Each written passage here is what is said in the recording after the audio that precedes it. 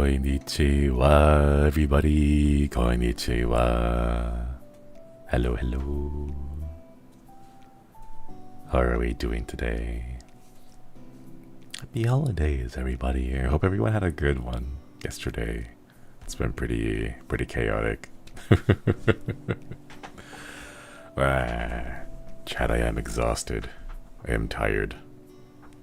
This year's almost over. It's almost over, Chad. Who's excited for this year to be over? I can't believe it. It's like, I don't know, it's weird. It's already the end of 2023. Ooh. Konnichiwa. Hello, everybody. Hello, hello. I hope everyone is having a wonderful day so far. Busy and chaotic. I feel that. Wow. I'm done with the year, TBH. Honestly, I feel that too. Hope it was fun for you being the family. It was alright. It was alright, I'll say. It was nice. Yeah, it was nice. Kind of a little bit chaotic, but otherwise, it was okay. I'm not really sure how to, like, explain it, I guess. I don't know. It's nice to meet the parents again, but at the same time, it's very exhausting. It is very, like, draining. It is, I guess, the best way to put it. Yeah. We not EP today? No, it's 6 p.m. Thankfully, I've had enough coffee since then to wake up. Yeah. How's the pupper doing? She's doing fine. She's doing fine. Staying warm. Got a big bone as a treat. And I stared at her eating the whole thing just constantly. It was like 35 minutes, chat. Like 35 minutes of just going at a bone. Like one of those huge bones. It was one of those, like, cow femurs. Like cattle bones. Like the big cow bones. But it was just like, she was just going at it the entire day. Small Haru Okoidi, thank you for reaping the membership. Oh man. It's good to bed to go to work tomorrow. Karatsu, thanks for stopping by. Hiropon, Okoidi Okoidi. Excited for the year to end, but 2023 was definitely a good year because you were here. Thank you for working so hard for us. Ah.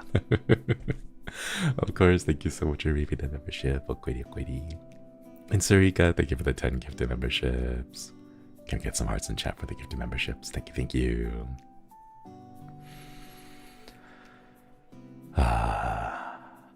I'm... how would I say this? A little anxious, I guess? Does that make sense? Like, about next year? There's a lot of stuff coming up next year, and I want a lot of it to go well. And a lot of it just feels like it's still up in the air, so I'm not too sure. Emily, thank you so much for the super chat. Join the EP Koi puddle. Thank you for the super chat. Yeah, I'll give you EP later. I think it's like, I don't know. There's like I have a lot of things that I want to happen to next. I was gonna say tomorrow, but no, it's not tomorrow. There's a lot of things I want to happen next year, and I want to work hard to make sure that they happen, but it's a little scary. Just a little bit, I don't know, it's hard to describe. Yeah, tomorrow. What do we have tomorrow? I think tomorrow we have the Lethal Cup mini collab, so yeah.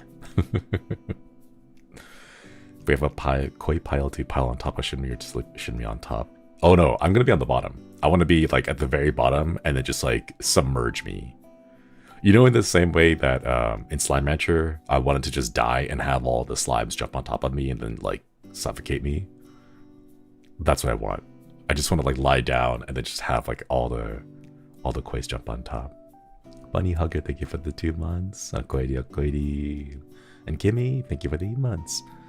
Had a great Christmas and let go everything well for the rest of the year. I hope so. There's still some stuff going on, but thank you, thank you.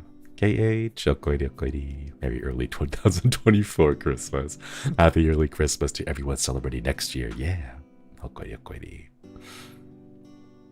Most elaborate weighted blanket. Yeah.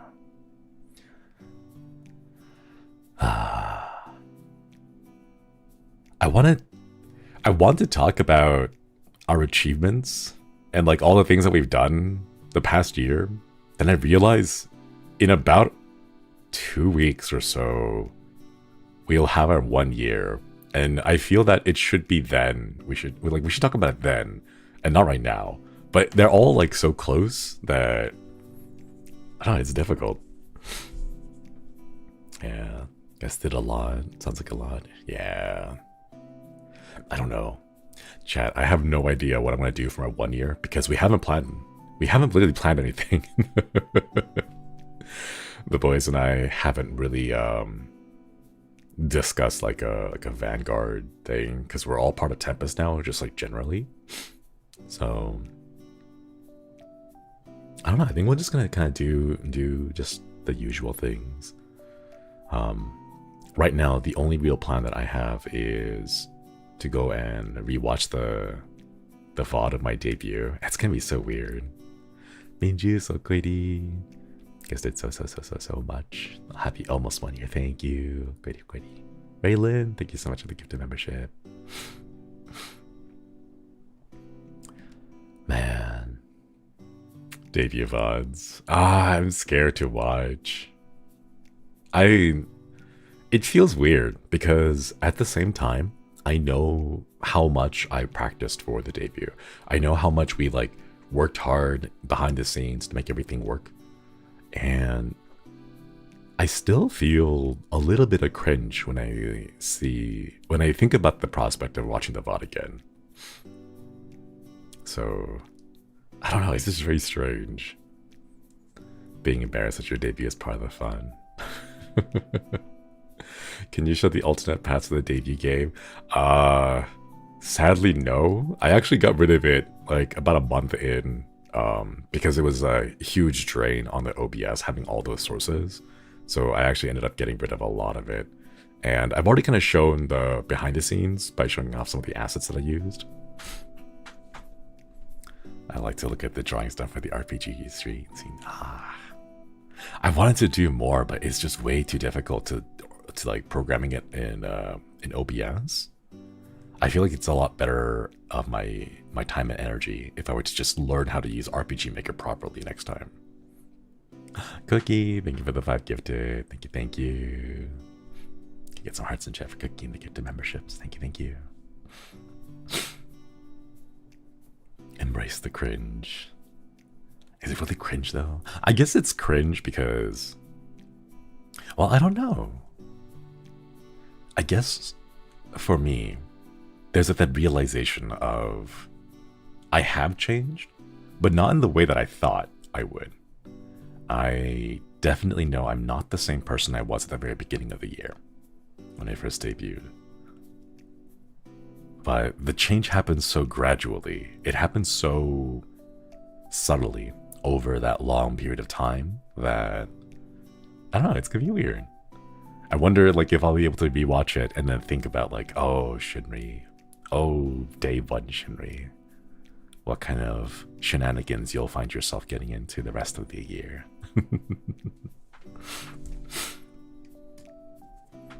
Do not leave the part of you that is cringe. Leave the part of you that cringes. Yeah, that's a good way to approach it. Character development. Give me just a bit, chat. Oh, there we go. Foggy, hello, Okoidi. 5 months. Time sure does fly. Everyone has been lovely in the Koipan. Always happy to be here. 2024, here we come. Yeah. Okoidi, thank you for reaping the membership. I want to talk about the future plans, but then I realized that I have a membership stream where we're gonna go into a little bit more detail about future plans in 2024, the ideas that I have and the stuff I want to do. So it's like I want to talk about it, but I know I have to hold off. I have to wait. I have to like, you know, like just stay I have to stay like, oops. Oh no, my phone's not silent. I had to remind myself like, no, don't leak it yet. Don't talk about it yet. We're saving it for the membership. Yeah. Ooh.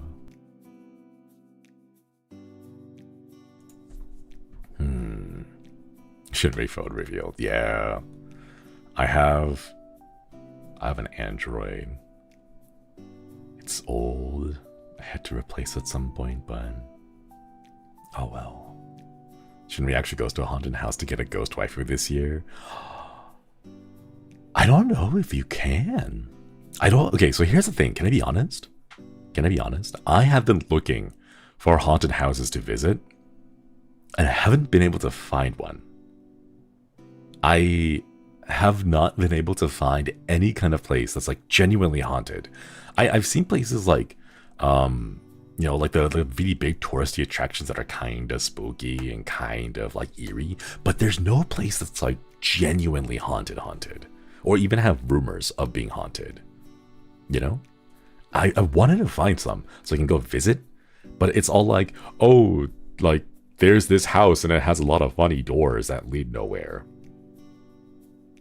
Like, that's not haunted, that's not spooky. Like, okay, sure, it's confusing, but confusing on its own does not necessarily mean that it's haunted, And it's like, I don't particularly want to go to a graveyard, mostly because I feel like graveyards are places of respect, and I don't want to use someone, like some family's grave, as a prop for haunting, or a prop for like, oh, look at these spooky ghosts. Like, no, that was someone's grandfather or grandmother or mom and dad, brother, sister, like that. It feels really disrespectful to use graveyards, so I've been avoiding those.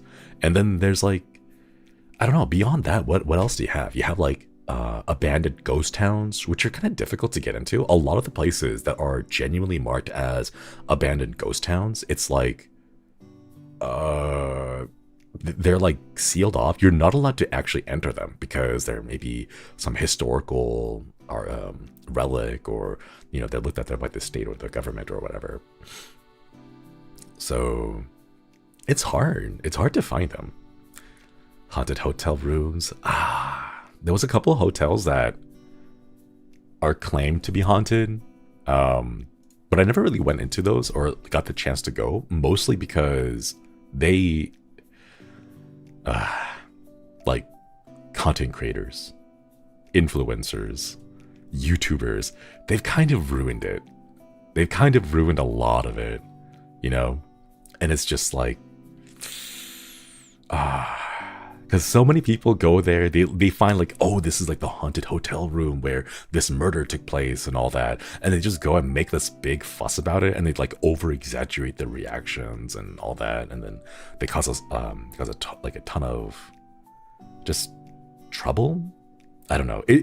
I feel that a lot of those places have already been ruined by the same type of people who go, it's just a prank, bro, that kind of stuff. So it's odd, chat. It's odd. I want to find some places that are like genuinely spooky, but I don't know. Like maybe an abandoned hotel, but at the same time, you can't really go in. Oh, no, sorry, not hotel. Hospitals, like maybe a hospital, but at the same time, those are pretty difficult to get into as well because, everyone's got their own thing going on there. I have seen a few TikToks of creators, and one of the cool things I've seen was like security guards. I think there were a couple security guards out there who were like filming themselves at night and like, oh, I have to like watch over this little I'll have to go and watch over, say, this like asylum, or like maybe this office building that's been like closed and it's now 3 a.m. in the middle of the night and there's spooky noises going on, right? That kind of stuff is fun. That kind of stuff is really, really fun. Malmoro, Shinri wants Fiji Water Mansion untouched by man. Thanks for the super chat, Val. And Ray, thank you for the super chat as well. May I ask for one more spell to make the holiday special? Moe moe koi. Can't wait to see what you do next year. Hope you had a great holiday so far. Thank you. Thank you. It's been great. It's been pretty great. It's been really relaxing and enjoyable. There's it's hard to describe, I guess. I want to do a lot more things now. Like the holiday gave me a time, or the holidays gave me the chance to kind of sit down and be like, what do I really want to do? Where do I really want to push it? You know? So getting that opportunity has been really nice. Avich, thank you so much for re-upping the membership. There's another school next to my college where there's an underground old prison from World War II. Oh my goodness. That seems kind of, that could be fun to explore. I wonder if you're allowed to go in there. I know some places don't let you go into those spooky areas because, you know, there's something dangerous there, or maybe something that could hurt you, so they keep you out of it. Oh, thank you for re-upping the membership. I'm sorry I don't know how to pronounce it, but welcome back, welcome back. Thank you for re-upping. Someone got 7 bloody stitches because they were being loud. Ooh. I want to go there and think of the history. Yeah. I don't think anything could hurt me in there. Oh, man. Makes me think of like the spooky stories that we were telling each other. Those were a lot of fun. And I wondered to myself, wait, we should do some more of those. More spooky story reading. That could be pretty cool. Heard my school found a skeleton in an abandoned dorm building. Whoa, a skeleton? Where did that come from? Oh no. More spooky stories. I want to do some readings, and yeah, I just need to find some time. I just need to find some more time, chat. It's always time, isn't it?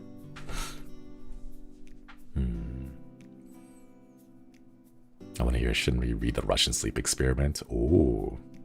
You'll be happy to know that I did. I did read the Russian sleep experiment. Was it the first reading or the second reading? I think it may have been the second spooky reading during October. We did 2 spooky story reading streams, and it was the first one. The first one, yeah. We did like a mix of Koi submitted spooky stories and kind of little creepy tales from their own past, as well as some classic creepypastas. So yeah. People still can't find who wrote that story. Honestly, I think that's part of the charm.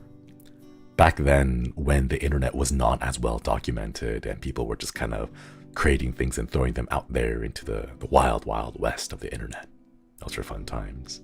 And I don't know, maybe it's better that we never find out who wrote those, because it just becomes like internet legend, as opposed to someone trying to be like, oh, I made that. Give me the credit, you know? Cruising, thank you so much for the super chat. Been looking for haunted places to stay because I don't believe in ghosts, but I'm open to that change. And I worry that places that have staff will set things up that aren't real. Yeah, you can't really go to places that are advertised as spooky, because I don't know, I feel like the more advertised it is as spooky, the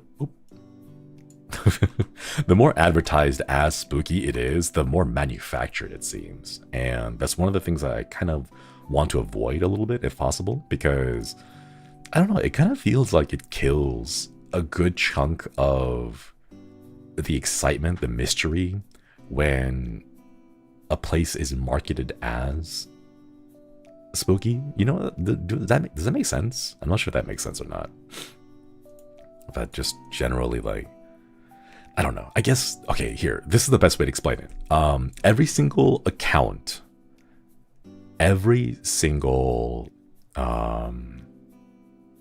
like, social media account, every single thing on, like, Twitter or TikTok or YouTube Shorts or Instagram Reels or whatever, you know? Every single account that says viral memes or funny memes, or has some kind of a variation of a name that claims itself to be funny, I almost always find them to be completely boring and just never funny at all, you know? And it's the same, in the same vein of like the YouTube videos that are like, click on this video to learn how to get 1 million views on your YouTube channel, right? And it's like, they only have like 200 views at most. And it's like, do you really know how to get 1 million views on your YouTube channel? Or are you just like that desperate? You know? The unfunny paradox. Yeah, there's so many of those. Clickbait. It's worse than clickbait, though. It's not even good clickbait, you know? It's so frustrating to see that. I'll be scrolling, right? The meme pages aren't run by real memers. No, they're not. They're always run by like copycats and thieves who go and like steal other viral clips and then they like upload it to themselves on their own accounts. But they do a very bad job of it. So it reduces the quality. So when you see it, it is blurry. It is completely illegible. The text is mangled and sometimes the sound doesn't even work, or if it does, it like only comes out of one ear. It's just so bad. Ugh. I feel there's something in my basement at work. Sometimes I feel like a light hug on my shoulders. And oh, a little light hug. What if it's also a spooky ghost, but they're scared, so they're kind of holding on to you so that they're safe too. The 1440p meme, yeah. Oh, chat, hang on. I wanted to do a thing. Let's see, what image is this? Oh wait, hold up, I can't show that one. Hang on, I'm gonna do this. There we go. Gonna stick that in the corner, right there. I don't know why, but I just remembered I had this thing, so I wanted to put it up there. Gui, thank you so much for the super chat. Runs a Gojiman, spelling the one. Yeah, Gonjiam. Yeah, that one's pretty fun. That was pretty fun.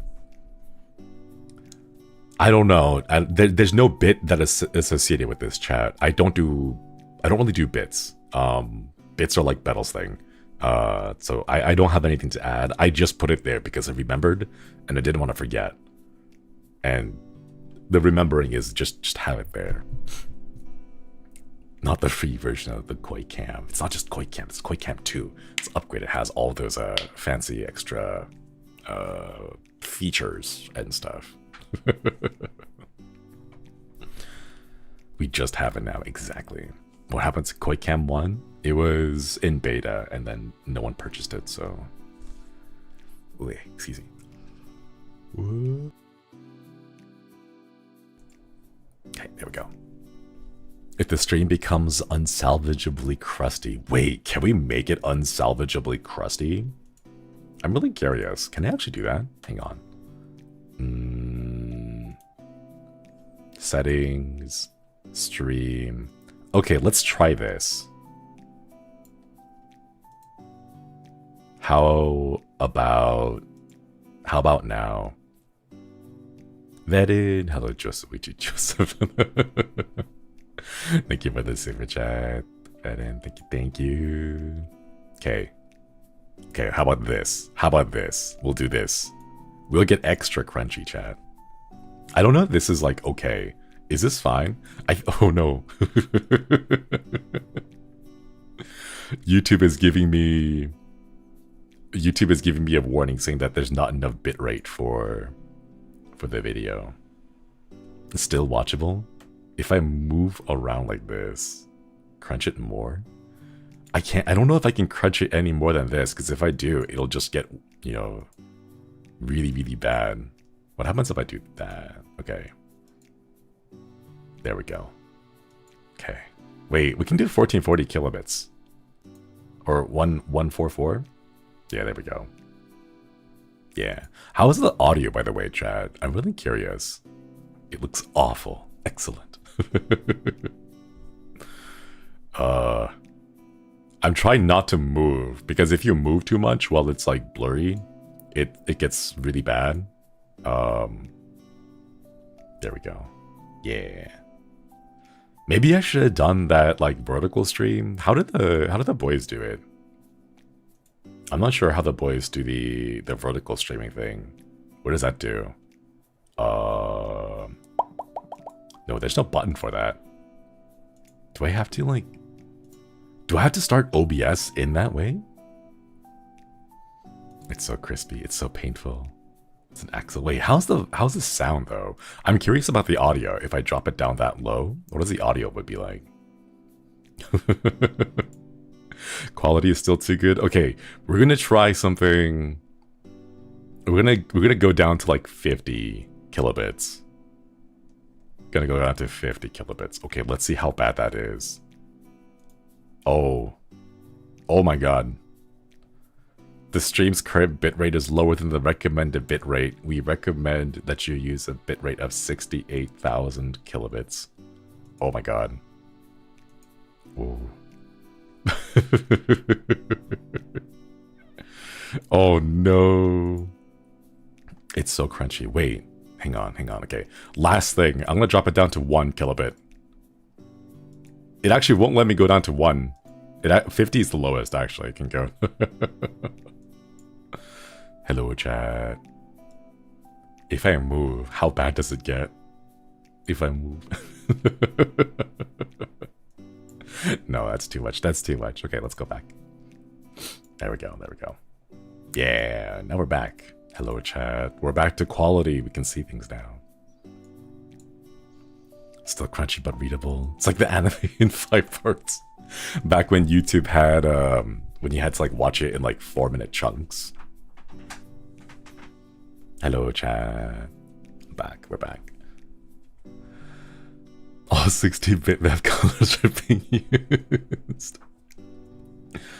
The Faraday jacket just looked like fog. Man, I wish there was a way to like control that. Like specifically just Luigi country. Thank you so much for the super chat, Mickey. Thank you. There's a few things that I want to do. Man, I want to talk about next year. Because that's the only thing that's been on my mind. The boys and I have been in our Discord. We've been constantly talking about stuff to do next year. And that's like the one thing that's been on our mind. So I'm just so desperate to want to keep talking about next year. Ali Shu, thank you for the membership. Thank you. Resist Shinri. I'm trying. I'm really trying. Hope you have an amazing, cozy stream. Happy holidays. Let's go. Yeah. Shinri Holland is begging to be released.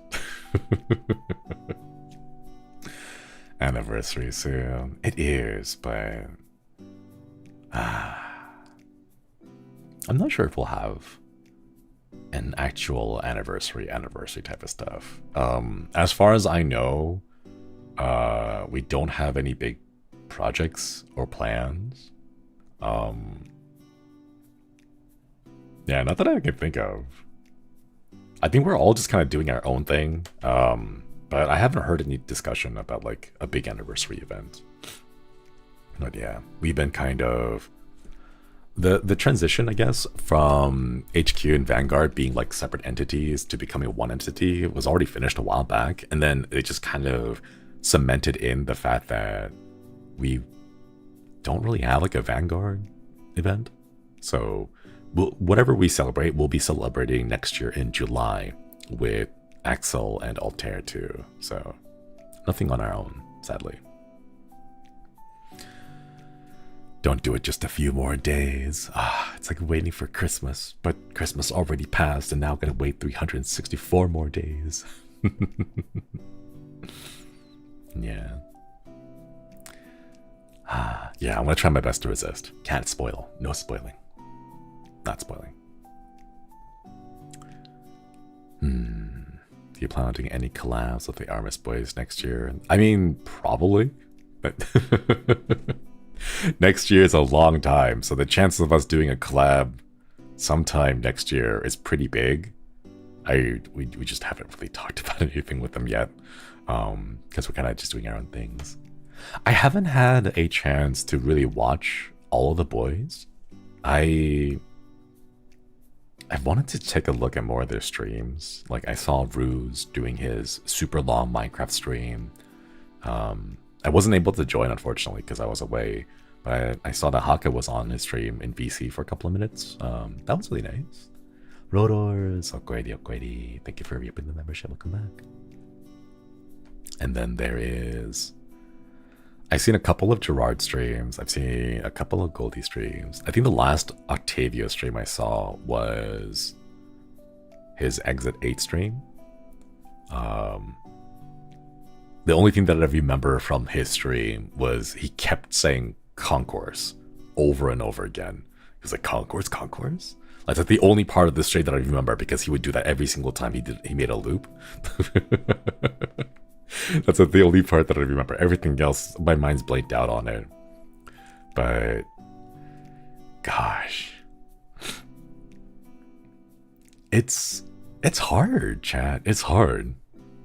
I think I wanted to be able, or when I first started out, I told myself that I would do my best to try and at least be there and pay attention to all the boys. But with 9 other boys now, it's just so difficult to keep up with everyone's streams. Not even counting all the overlaps that happen. There's just so many streams going on. I don't know how you guys do it. The Armis Armada and the Tempest Tempura. I don't know how you all do it. It's incredible. Need a CCTV setup, right? Like, you need one that's set up with like multiple monitors. Everyone's streams on their corners of your monitor. Yeah, the overlaps. They're pretty bad. Clips, my beloved. Speaking of clips, I have on YouTube, on the dashboard, we get a little warning every single time someone clips our content and enough of it matches up. So they say things like, we found a video that's 80% similar copied to your stream or your video or whatever this is, right? And I see those and it's, I don't know, it's really sweet. It's really sweet. I didn't know that. No, it does that. It tells you for everything. But it's really sweet just to be able to see all the clips that people make of us. And it's like, oh, my heart, my kokoro. Thank you all the clippers and all the video editors for subtitling, translating, and just kind of showcasing and highlighting parts of our clips. Or parts of our streams as clips. So I really, really appreciate it. And it's really nice to see, like, oh, I see. Naruhodo. This is the kind of stuff that clippers like. This is the kind of stuff they'll clip from my streams. I see what it is. Not to call out anyone, but there's a few people out there who clip and it's like, the pattern, the content of these clips are of a particular style, I would say, you know? I see what you guys like. Yeah. Gotta get all the juicy bits, yeah. That's good with clippers.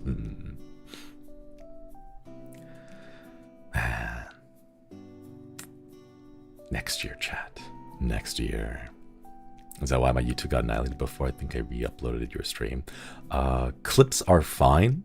Re-uploading entire streams is not.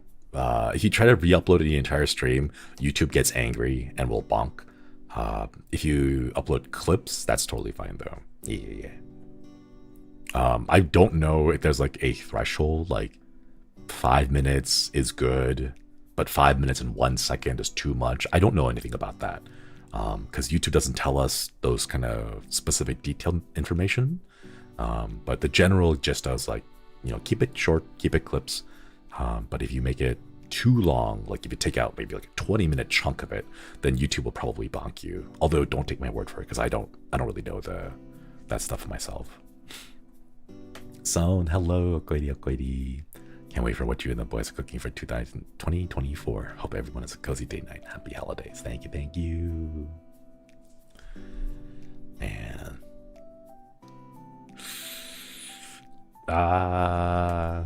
Okay, but no, I had to resist. All this talk about next year, it's making me super excited. The members know. Membership coins know, because membership coins have been seeing the little teases and the little work in progress images. It's so difficult to resist. I should have like come up with a different set of topics, because I've been only thinking about this right now, man. Ooh. Rabbit Mutt, thank you for the, oh my goodness, thank you for the 20 gifted. Thank you, thank you. Can we get some hearts and chat for Rabbit and the 20 gifted memberships? Thank you so much. If you received one, please enjoy the channel badge and the emotes. Mika, thank you. Thank you for the super chat. Thank you for the cat sticker. I would say if you are a member right now, it's a tier 2 koi member, so Pilgrim Koi and above. There are quite a few teases. Inchels, thank you for the 10 gifted. Thank you, thank you. You get some hearts and chat for Inchels as well. Thank you so much. If you are a tier 2 koi and above, you can go check out the membership section of the community page and see all of the work in progresses. Oh, it looks so good. It looks so good. I'm so excited for this though. Shalka, thank you so much for the 5. Thank you for the 5. Get the membership. So great. If you receive one, please enjoy the channel badge and the emotes. Thank you. No, I must resist though. I must resist. Okay, so chat. Minjuice, thank you for the gift of membership. Thank you, thank you. Can get some hearts and chat for Minjuice as well. Thank you so much. Okay, chat. We're going to like hard swerve our topic away from 2024 into a tangentially related 2024 conversation that's not about the projects that I'm trying really hard not to spill or leak. Are there any games, Chad? I think some of you may have seen the tweet. I put it out there. I want to ask, are there any games that are coming out next year that you are excited for, that you would like us to try and get perms for, so that we can try it out? Because I figured that we might as well get a good head start on some of the game permissions, because they do take a while. We're aiming for maybe like April, just depending on how long it takes. Warcraft 3? Persona 3? Ooh. Persona 3? Chat, I can't do Persona. I couldn't do Persona. There's no way for you to do Persona. That's such a long game. Ace Attorney, Apollo Justice? Oh my goodness. I could do like... It would take me like 3 streams to get through one case. There's such long... Okay, chat. What kind of games would you like to see us stream that won't be like, welcome to part 29 of Persona 3 and... Tea time, thank you for the super chat. Hope you had a nice birthday with your present, or nice holiday with your presents. My brain cannot read. I got a possum Kigurumi for Xmas and has a baby on the hood and made me think of you. Oh, let's go. That sounds really cute. Thank you so much for the super chat. Thank you, thank you. I hope it's really nice and cozy. Very nice and cozy. Man, Final Fantasy II? A Date with Death. I think I've heard of that one before. Was another case allowed for Raincoat detective game, wasn't there? Enjoyed the prelude. There was, but I'm not sure if I can go too much more into that. I don't know if the hype is there anymore. It's only 80 hours, yeah. Oh, Little Nightmares 3. Oh, that's right. Yeah. Little Nightmares 3, I think I put in the perms for it already. When the announcement was made, I'm pretty sure I already put in the perms. I'll go double check to make sure that it's there.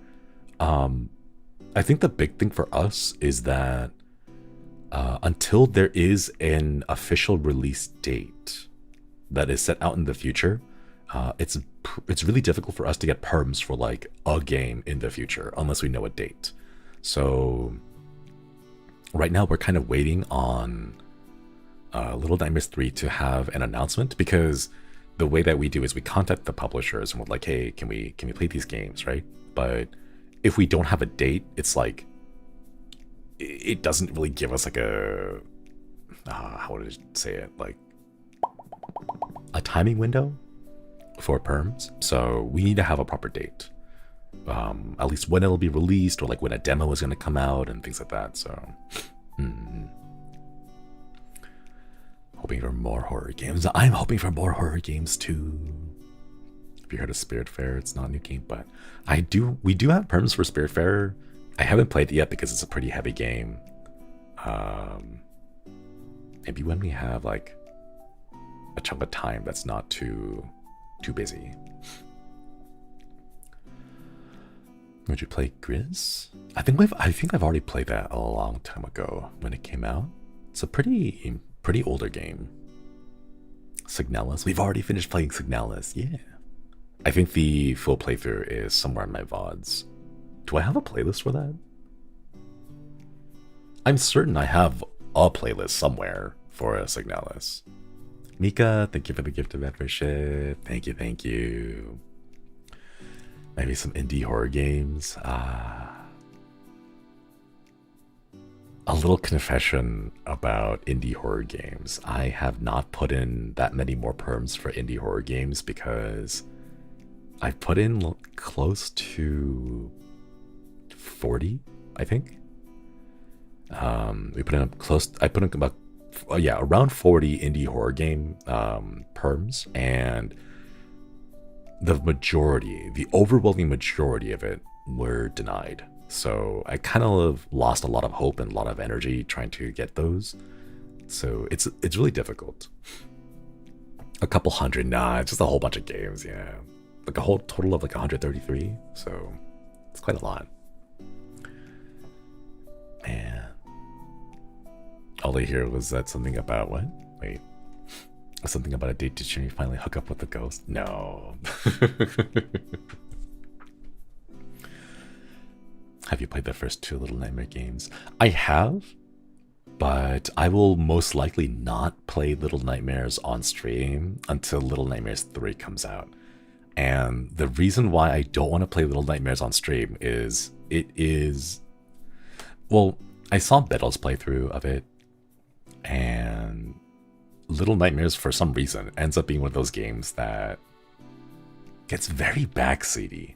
Extremely backseaty. And I know it's because everyone is really excited about the game and they love to share it, but I've already played them, and I don't really want to go through the entire thing all over again with like a whole bunch of people backseating.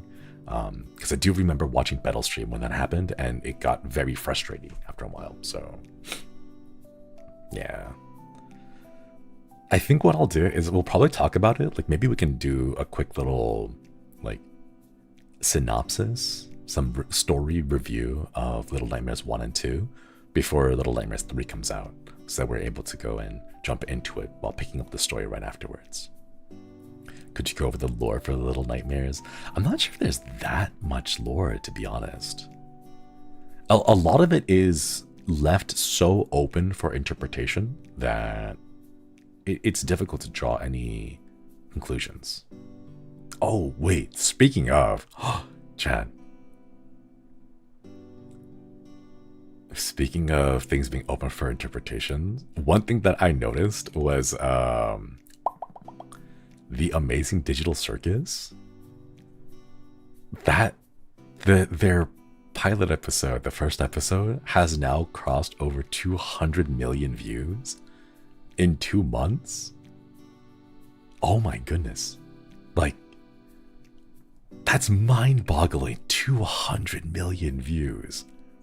It's over 200 million views. I'm at least 15 of those. Honestly, me too. I watched it maybe 6-7 times already.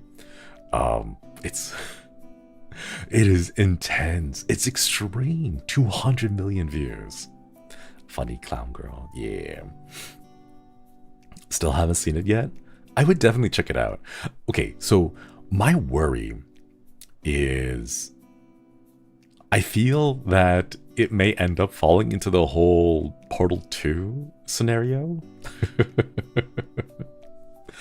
Because if any gamers remember how amazing Portal 1 was when it came along with the orange box, everyone was like, whoa, what is this? This is so cool. This new game, that it's a new puzzle game, and it's really, you know, there's like a lot of spooky lore behind it. There's like this really cool story. The characters are amazing and everything. And then people were really excited about Portal 2. But because so much time had passed between Portal 1 and Portal 2, what ended up happening was a lot of people built themselves up. They hyped themselves up and made Portal 2 to be this mythical, super high quality, incredibly, like, they raised the bar in their minds to levels that are, you know, like unachievable because of how much hopes they had on it. And that's what I kind of worry, that Amazing Digital Circus will come out with episode 2 and it won't be as good as everyone wants it to be. And the other thing is, I know people want lore. They want the backstory. They want things, they want their theories to be proven or disproven, to just have that kind of discussion, right? And something that I'm a little bit cautious about, something I'm a little worried about, is what happens when, because it's been like 2 months and so many people have seen it, so much discussion online, so much fan art, so much speculation and theory crafting has been made, that when episode 2 comes out and it doesn't line up with what the fandom is expecting, it's like, oh no, what's gonna happen? It's either gonna be amazing, it's gonna be meh, or a huge disappointment. And I'm not sure which is worse. Because if it is amazing, then it just, the bar keeps getting higher and higher, you know? To the point where it becomes unsustainable. Or it is just kind of like meh, and then it ends up doing the same thing that their previous show, Murder Drones, I think. Murder Drones came out. It did, the pilot episode was pretty fun. It was really cute.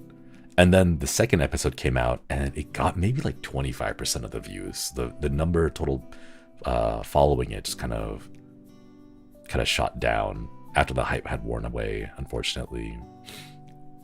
Same reason they canned Half-Life 3. There's so many reasons about Half-Life 3. The story, the hype, being unable to live up to what they've created themselves, and the fact that it's hard to make a single sale story-based game anymore nowadays. Have you seen Hell of a Boss? No, I haven't.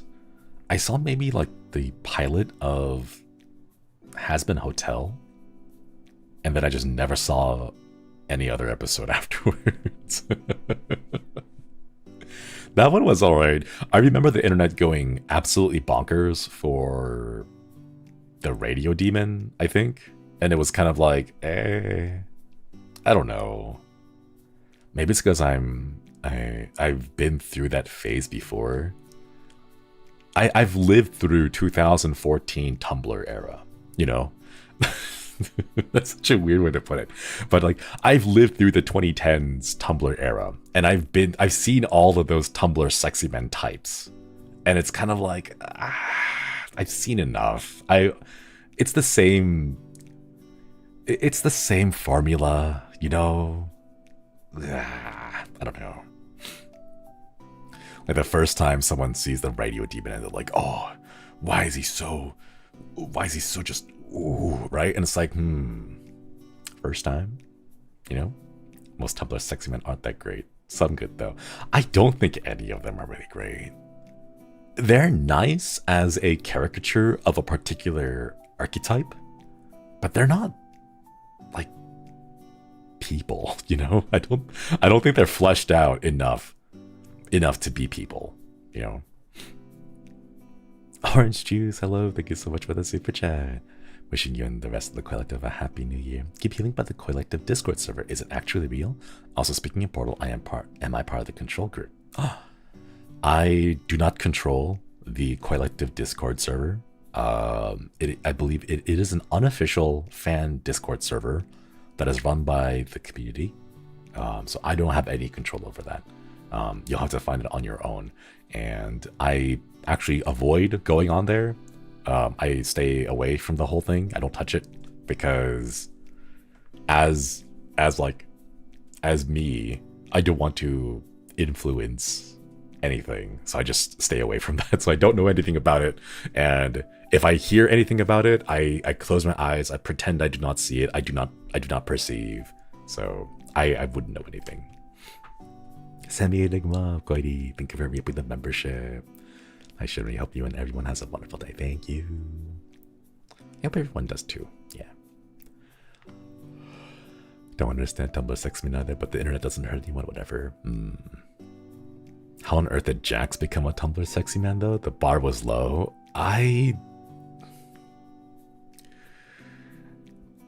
To be fair, the Amazing Digital Circus doesn't quite really have that big of a cast. They don't really have that big of a cast. Like, Jax is it's you know, there's Jax and then there's what? Kinger?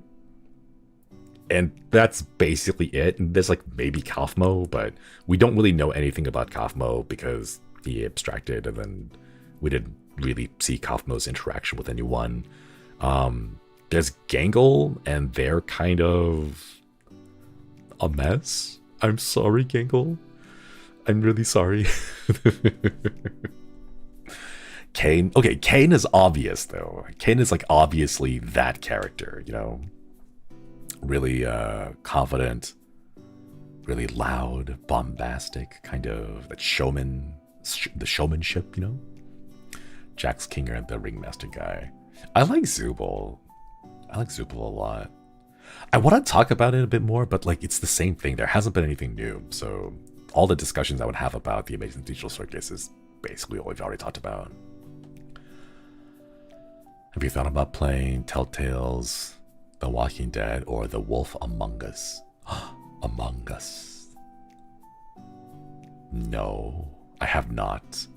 But the answer is because it's more of a movie than a game. Kind of. Remine, thank you so much for reaping the membership. 6 months. Hope you've been having happy holidays. Thank you. I have. It's been nice. It's been nice. Thank you so much for reaping the membership.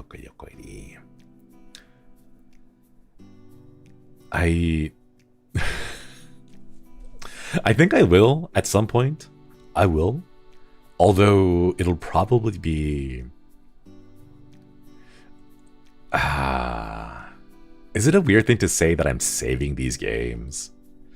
I feel like I'm saving them for, say, the day after karaoke, when I sing really loudly and then I blow my throat out and I can't talk and I lose my voice. So after, like, when I can't talk, I can at least have the Walking Dead stream on as like a video, like a movie that we can kind of watch, because everything is voice acted, everything is kind of scripted. You really don't play the game. It's more like a story where you just choose the answers or choose the options, you know? So when I when I like lose my voice and I'm not able to talk, you know, after like a really crazy karaoke stream or whatever, maybe I'll play it then afterwards. So we can have streamer strats, right?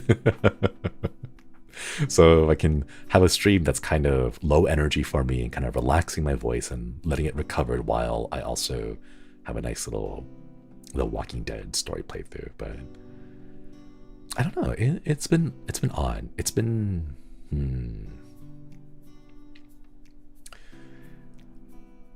I think I mentioned this a little while back, but streaming has fundamentally changed the way I see games.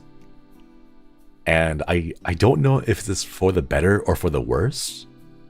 I think it may be slightly for the worse, because if a game takes over a certain amount of time to finish, I stay away from it simply because of the time. Just the amount of time it takes me to stream it, the amount of time it takes me to play it. And even off stream, I really don't want to, because, you know, if a game takes maybe like 15 hours, it's difficult for me to justify streaming that, because it ends up being like a 10 part stream, you know? So it's hard for me to justify streaming it, and at the same time I can't find myself playing it off stream either, because it's like, oh, that's 15 hours. I could be working, I could be doing things, I could be like talking with Manachan and discussing plans, you know? It's been difficult, it's been weird. my brain's been kind of changed. I'm sure it's difficult to relate to it because it's I don't know. When this became my job, it kind of changed the way that my brain sees things. I think not a lot of people can see the difference between playing a game on your own and streaming it, even if it's just a hobby. It's different. Yeah, it is different. It is wild. Very strange. Tastes develop over time too. If I can get a whole series of games that are exactly 3 to 4 hours long, and they're a little spooky, and they have angst. Oh, give me that angst, chat. I want all that angst. Oh my god, I've been looking at the Amazing Digital Circus fan art. I love the angst. Oh, the angst is so good. It's so good. I'm sorry, chat. I love it when there are great characters and then people put them in terrible situations and traumatize them, because it makes my heart go doki doki even more. No, not doki doki. It goes like Kokoro, like, what's the word? It makes my heart like feel tender, and I want to go take care of them and like hug them and take care, just, you know, give them head pats and stuff, you know? Like, here is a fantastic character. They are bright-eyed, bushy-tailed, and they have so much to live for. And that Kyun, that's the one. And it's like, all right, now we pile trauma upon trauma upon trauma on top of them. Just dump all the trauma in them. And it's like, all right, now I can love them even more. I saw a comic about the Amazing Digital Circus yesterday, I think. And the comic was a fan-made one. It wasn't official, not canon, but the story was Kinger and how Kinger was hiding inside his little pillow fort, because that's you know, that's where he's seen at the beginning of the show, I guess, beginning of the episode, right, where he's kind of like hiding inside that little pillow fort of his, right? The comic was he was inside there and he was talking to Queenie, who isn't a real character. It's like a fan-made character, right? And then, you know, Pomni asks like, oh, why does Kinger keep going into that pillow fort of his? And then Jax responds, oh, he just likes talking to himself, and that's all. And then on the 4th panel, it shows Kinger having set up pillows to look like a queen chess piece.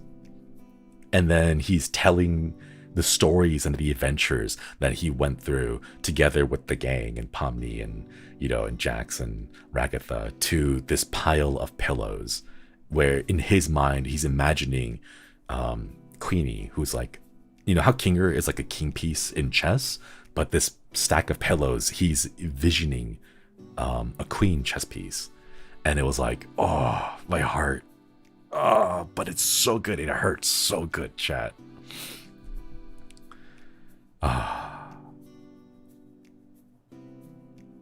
I don't know why. Why do I like that? Like, it hurts and it makes me really sad, but it's like at the same time, ooh, it's so good, you know? That's some good quality angst, yeah. Talking to myself is just fun. Do you really want to know? I kind of do. I'm really curious. I want to study and understand. So, I don't know, Chad. Like, almost all of my favorite games involve angst in some way. A Space for the Unbound, Signalis, Start Again, just Behind the Frame. I mean, even Visage. It's supposed to be a horror game, but it's 4 parts of just angst. And I don't know, it's just so nice. You at your brain, why do you like this? But yes, also handshaking. Just wants to feel. You know what they say, you feel pain to feel alive. Possibly. Maybe the same way that I eat hot sauce. Oh, wait, speaking of hot sauce, chat. Hold up.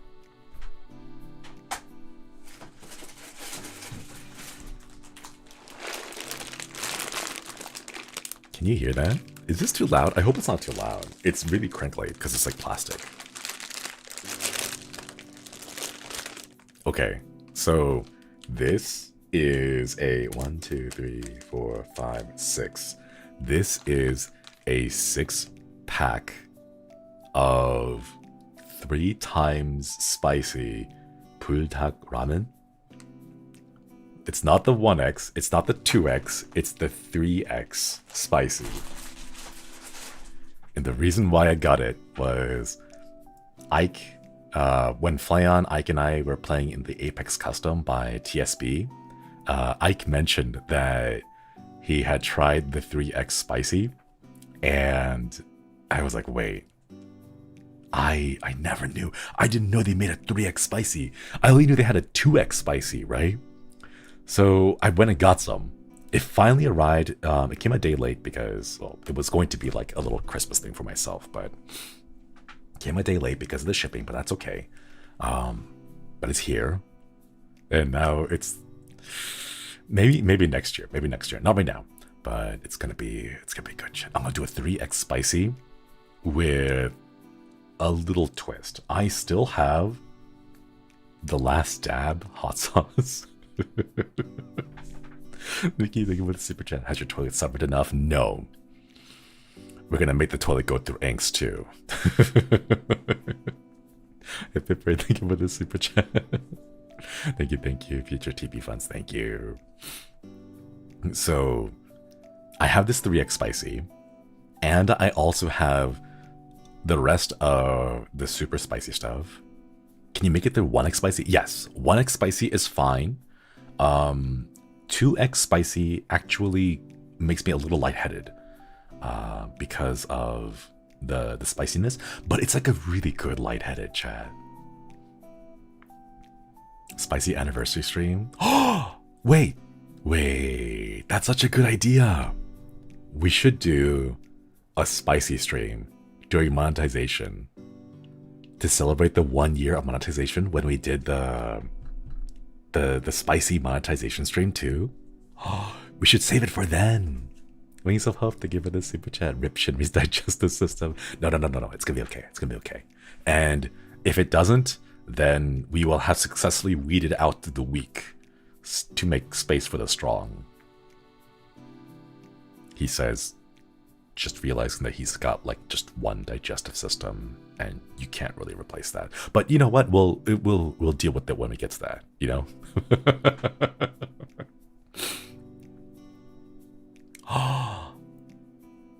Wait. Should we? I do have the 3DO now.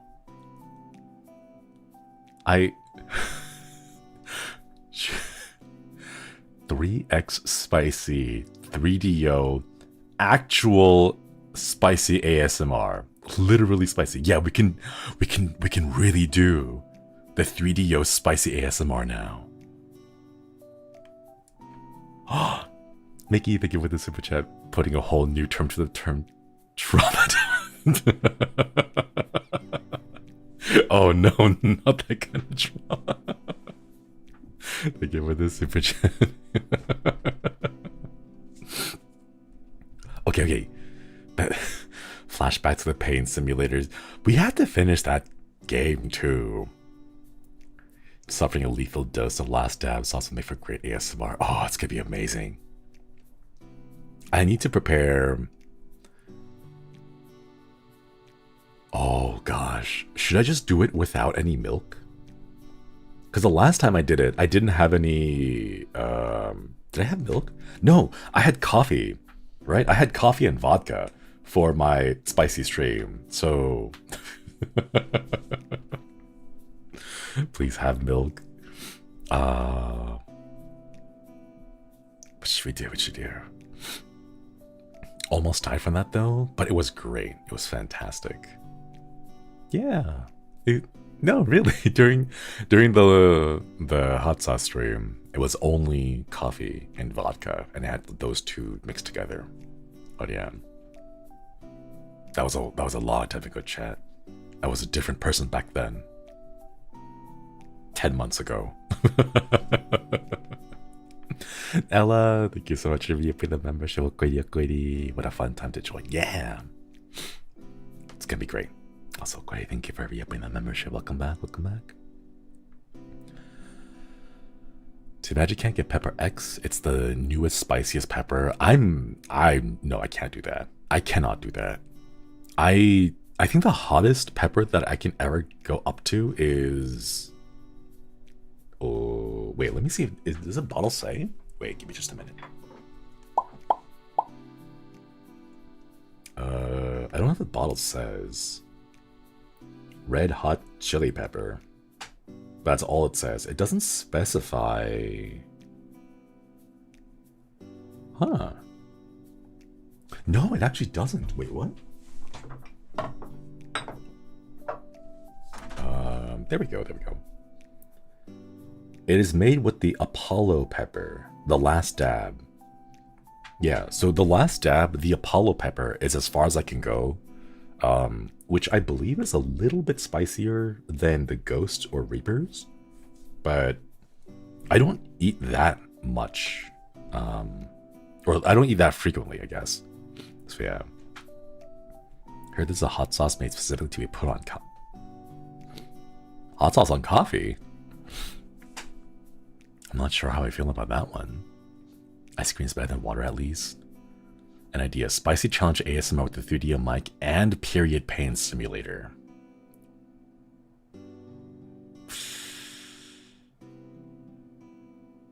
Could I? Could I? I think we could. It'll be a very short stream. It'll be like 30 minutes long. And then... It'll be 30 minutes long. Man. I kind of want to try. I kind of want to try.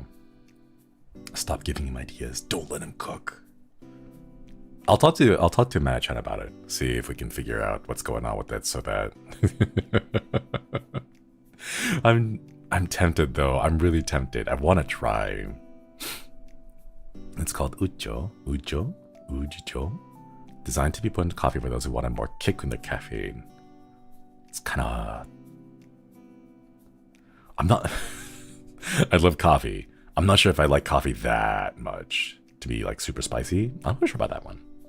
Alfrez. Alquady, thank you for reaping the membership. He must be stopped. He's too powerful. Alquady. At least save it till the 3rd year. 3rd year? Chat. Oh my god. We're not even in our 2nd year yet. I've got to think about our 3rd year? Oh my goodness. That's scary though, the thought. I already feel like I blinked and now we're done with 1 year. It genuinely feels like we blinked and now we're done with the 1 year. And as we're heading into the 2nd year, I guess I'm a little bit worried too. That it'll be the same thing. I'll blink, and then it'll be the end of the 2nd year. Save it for your 10-year anniversary. 10 years anniversary. Chat, do you think I'll hang around for 10 years? 10 years. Coffee or green tea. Pure Blue, thank you for the super chat. Thank you. Make it a 50-year anniversary.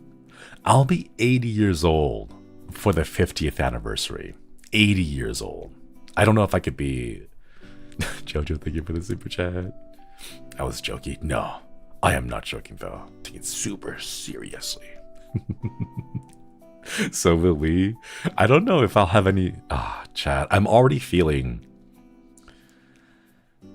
I've been repeating stories already. I can already tell myself, or I can already feel myself repeating stories. I don't know if I will ever have any, because there's only so many times I can tell the story of, you know, the fried chicken cryptid in Japan. There's only so many times I can tell that story again, you know? 50th anniversary 4D live with smell-o-vision. Oh no. Chat will finally be able to sniff their idols. That's such a weird idea. You'll be a VTuber retirement home.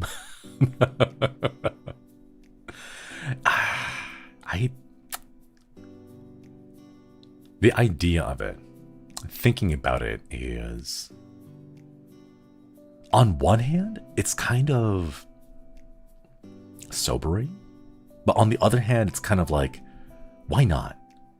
Why not go all the way and see what happens? What are they gonna do? Are they gonna force me off the stage? Like I'll be dancing, I'll be like 75 years old, right? And I'll be like just gently swaying, because I can't dance. I'll be gently swaying because my joints aren't that great. And then from the side of the stage will come that hook.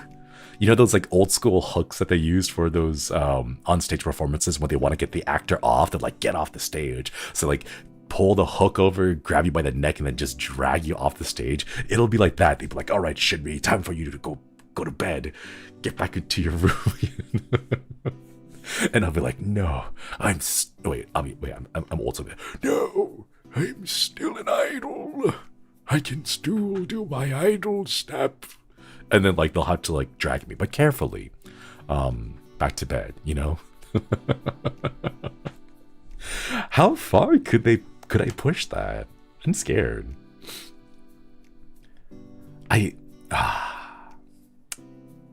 Man, I'm a little bit excited. I think that'd be really cute.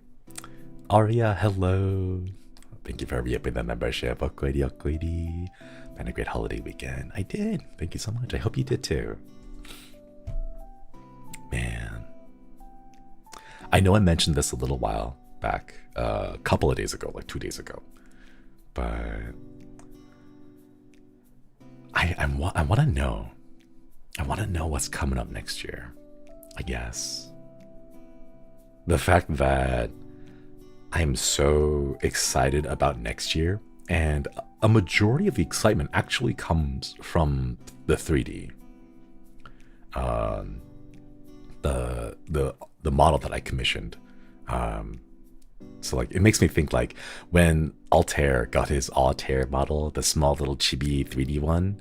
I want to know how excited he was, because now that I'm getting my own commissioned 3D model, it's kind of like I'm excited too, you know? C Rose, Okoidi, thank you for reaping the membership. Happy 9 months, let's go. Oh hey Metal, next year's gonna be epic. I know, it's gonna be good. It's gonna be good.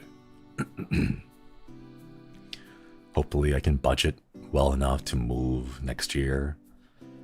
Get my own place. Set up a studio for like an actual studio.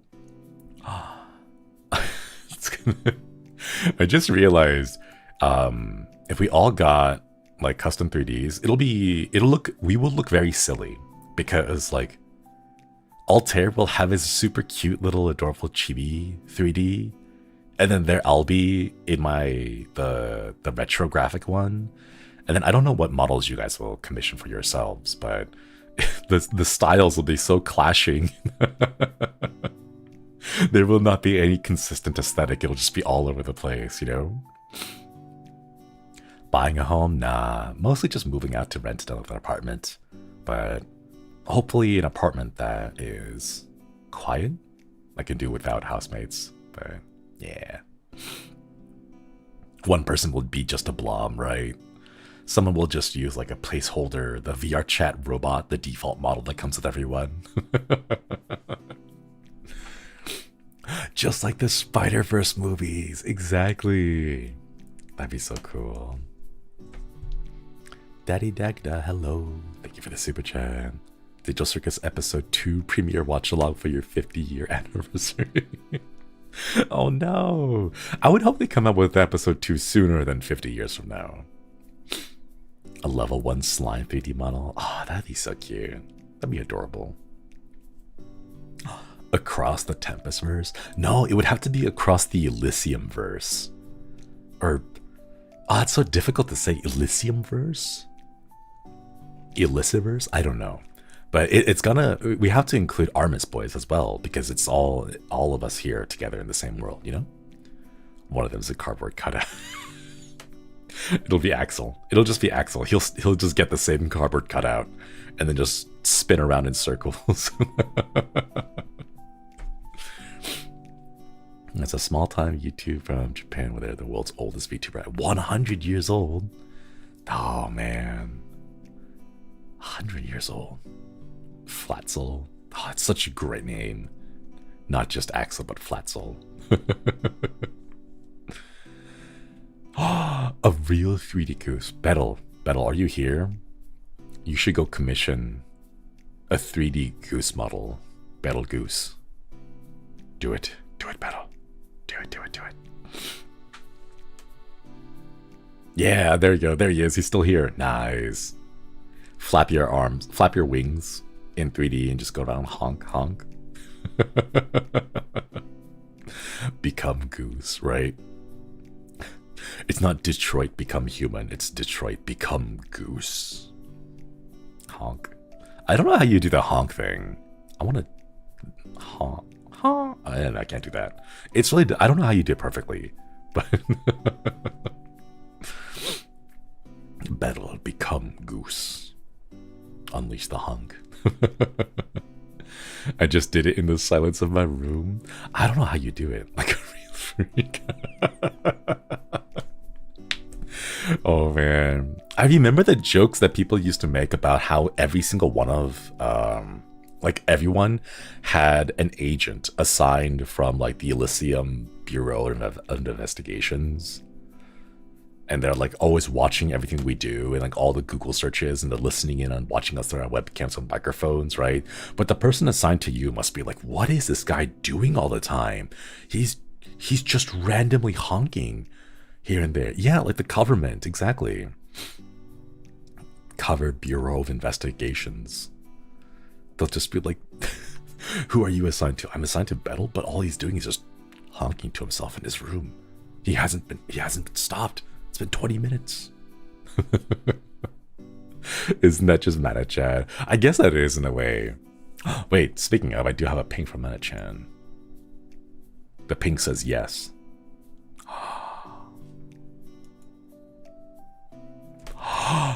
Wait. Oh my god. Okay, I can't. I can't say it. No, don't say it. I asked Mana-chan a question and Mana-chan said yes. Oh, now I'm even more excited. Ah, oh, darn it. No spoilers. I can't. Oh my god, no. Gotta switch topics again. Yeah, I have to save it for membership, or else I won't have anything to talk about during the membership. Oh, the pain. Hint onegai, it'll be fun. Well, I hope it's fun. It won't be for a little while, but it will be fun, is the thing. Rowan. Although there were quite a few tough things, I could come up with things to you. So excited next year too. Thanks for everything. I love you always. Thank you so much. Thank you so much for re-upping the membership. Okoiri. Shinri Holland's struggling so hard. Yeah, I need to like slap myself. Make sure I don't spill the beans. Ah, it's so difficult, chat. It's so difficult. Man. I was excited for Lethal Company collabs. Next week. No, not next week. Sorry, tomorrow. My brain. Any plans for New Year's Day? Nothing really.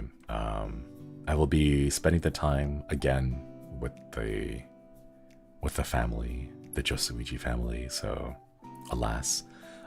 If you check the schedule, there's no stream on the 31st because I'll be spending time with the family. I hope everyone is able to enjoy and participate in the fun festivities while staying safe. Carpet cleaning? No. I don't know if I can... I guess the thing there is, do I really want to clean that up? I know some people have seen the thing, but it's like... It's a little piece of history, you know? Someone said it in the comments and the replies about how it's like the family lore and everything. And part of it's kind of like... It is kind of like the lore, you know? It's kind of like the history, you know? I'm not sure how many people did this, but the very first time the family had a place in Zenokuni. There was a wall. Well, no, it wasn't a wall. It was a door frame. There was a door frame. And every single year, we would do the same thing of like stand up against the door frame and then just measure how tall you are. And then you get like a knife or like something sharp, not sharp implement to like carve your height into the door frame, you know? And yes, it's, you know, it's like quote damage to the door frame and all that, but it still has history. It has a story behind it, you know? Depressed Deadbeat, hello. Thank you so much for the super chat. Hope you enjoy your New Year's. Thank you. I hope everyone enjoys their New Year's too. Thank you so much for the super chat. Did that until I couldn't fit in the door frame. Right? So it's not like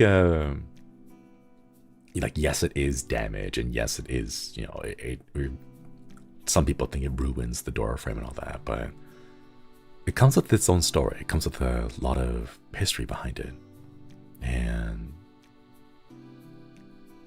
man, the last time I went over back to my grandparents, I saw all of those photos that we took in the past, and it just made me super nostalgic. I wanted to go and digitize all those old photos and the old videotapes and photo albums and everything. And then Grandma Suiji told me not to, because I remember she said that she didn't want me to digitize them because for her, she didn't understand technology. And she wouldn't know how to use the technology in the first place. She wanted to have that physical photo album book in her hands so that she could flip through the pages and look at all of those old family photos together. And I don't know, like maybe some things don't need to be digitized. Maybe some things don't need to be, you know, like quote brought to the current time or technological this, that, or whatever, you know? Did you tell us Papa Suiji did that? We did for our stuff, yeah. But we do have a few things, but I mean, the physical copies, Grandma Suiji still has it, so I don't know. It's probably it's one of those things where, like, if I took a iPad and I was like, Grandma Suiji, here's an iPad for you with all the photos, like digitized and everything, she wouldn't know how to use it, unfortunately. And I don't think she really wants to learn at her age. She's just kind of used to things being analog more often than not. So yeah, but I don't know, like maybe it doesn't have to all be digitized. Some things are fine just the way they are. Can preserve both ways, can preserve things in their own ways. Yeah, I miss photo albums. Makes memories feel a little more real. That is true. I have I had some notebooks from school where I like hand wrote all my notes, and there is a very distinctly different feeling between handwritten notes from my classes at Rodent Academy than the typed notes from Rodent Academy. Because when I look at the typed notes, it feels so sterile. It feels so clean, you know? It doesn't really feel like notes. But when I look at the ones that are handwritten in paper, they just have a different vibe to them. The paper is a little bit older. The edges are a little bit more frayed. There's like that physicality of being able to turn the pages in your hands. A lot of it just, I don't know, like the whole overall aesthetic of it is just very different, you know? I still have all my journals I wrote from my trip to Japan. When I see handwritten stuff, I can recall the memories, right? But when I see something that's typed, it's harder for me to visualize myself back in that seat, sitting down and paying attention in class, and like, I don't know, it's different. Isn't there one technology that can make old photos clear, colorful, kind of move a bit?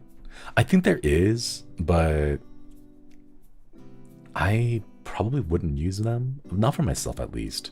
because it would add dimensions to it that weren't there before. It fabricates things, if that makes sense, you know? And it's not to say that it's inauthentic, but it is just more than what it was. Does it make sense? And I want to kind of remember those things for what they were and not try to make them more fantastical than they were in our memory. It took me so long to throw out notebooks because once I started uni, I was pretty much all digital. Used to write every day in school and made it digital. Such a difference in reading the old writing versus opening a Word doc. Yeah, it feels so impersonal when you open a Word document. What's note-taking supposed to do? It's supposed to help you figure out a way for your brain to organize things. You take in information that someone has told you, like, hey, here is, I don't know, the history of how electrolysis was used in industrial applications or whatever, you know? Or like, here's this really cool thing. And for you to take notes is to take that information and then put it down on paper in a way that helps you organize your thoughts. Maybe you're a visual learner and you like drawing diagrams because the diagrams explain a concept clearer to you. Or maybe you want to just write it out in just paragraphs because that's how you best consume that information. But the fact that you are writing it down, I believe, makes it a bit more personal to yourself. The act of, like, for example, you're not transcribing a lecture, you know? One thing that I found out when it comes to taking notes on the laptop, when you're taking notes on the laptop, too often it becomes just, I'm going to copy down everything the professor says and then just transcribe it word for word, you know?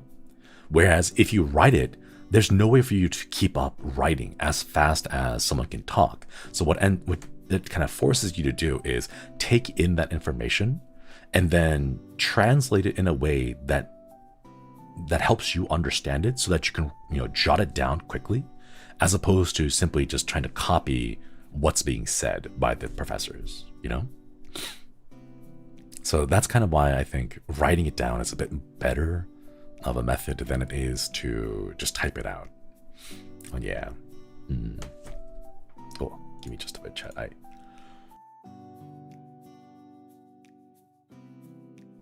Okay, there we go. Yeah. I always feel like physically writing on paper. I had a horrible time when we were all online. Yeah. I took a couple classes remotely when everything went online, and I still handwrote then too. Processing info on your own is better learning method. Yeah, because you don't have to get into the whole idea of just trying to copy down what's being said, you know? I used a highlighter system is the way I did it. So I'll write things down and then I would highlight key terms, keywords, specific phrases in pink. Important information was in yellow. Names, dates, locations were green. The takeaway, like the final lesson that you're supposed to take away from a lecture, was in orange. And then what did I use blue for? I think the blue was connections between different topics. So like if you have two things that kind of like feed into each other, the blue I would use to draw lines between this topic and that other topic and kind of connect them together. It's been a while since I've done all that, but I used a highlighter, like different colors of highlighters to do that. English teacher used 16 highlighters? Oh my goodness. 16 is a lot. Oh my gosh. I didn't have that many highlighters. I just had the one kit that come with like 6 different colors, 5 different colors. But that's what I did.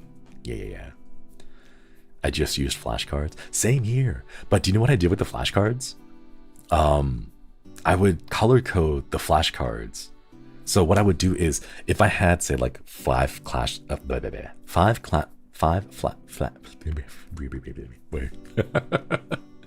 if I had flashcards, I would color them each for a certain subject.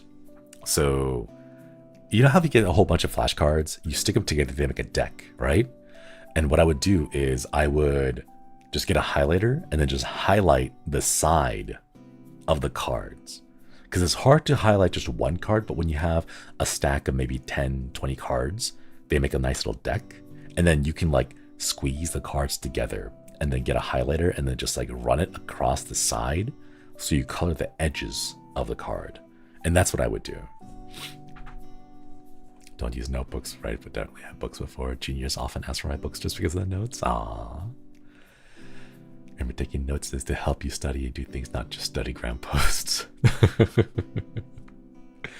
I've known people who do that, where they take photos of their like quote notebooks, but you know it's not really for study. Like they have such perfect, intricate diagrams, everything's like captioned neatly. They even have like the washi tape on there with little stickers. Like no one is taking notes with little stickers. They're not doing that. You're just showing off for social media at that point, you know. Man, see, for me, the best thing I have is my handwriting, you know. So my notes are legible, but I don't go over the top with like, oh look, I found this flower that I pressed onto the page because we're studying botany. Or like, no, nah. The aesthetic social media posts, yeah. Gotta get the points though, right? I insisted I take notes since I don't know how it was awful. Yeah. The kind of forced one-size-fits-all education is kind of wonky. Terry, thank you for the 5 gifted memberships. We get some hearts and chat for Terry and the gifted memberships. Thank you.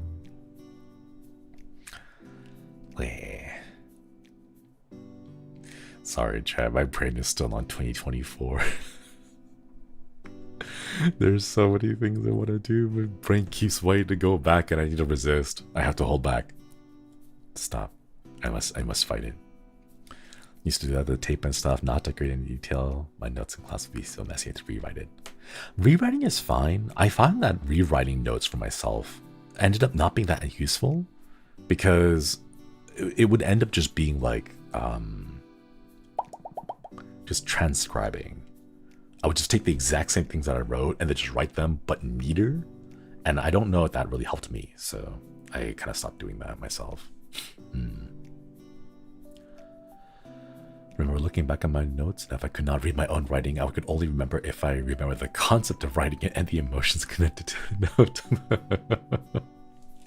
One of my favorite things to do is when I like take notes when you're super sleepy and you're like kind of like dozing off in class.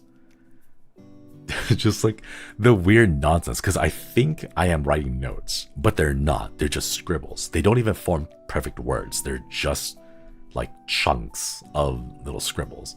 And I remember a couple of times when I was studying something, I didn't understand it. I was like, oh, I'll just go back to my notes. And then I'll see it, and it's just a page full of scribbles. And I'm like, oh, so that's why I don't understand any of it, because I was falling asleep in the middle of that class. When the notes start leading, yeah. My sleepy notes are all scribbles. I kind of like it though, you know? Like your sleepy Zatsu the other day. Oh, that's right. I have vague recollections of Peter Piper picked a peck of pickled peppers. And I was really confused about where the peppers were coming from.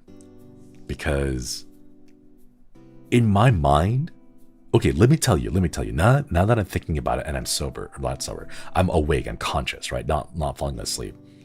Bold Impact, thank you so much for the membership. 10 months.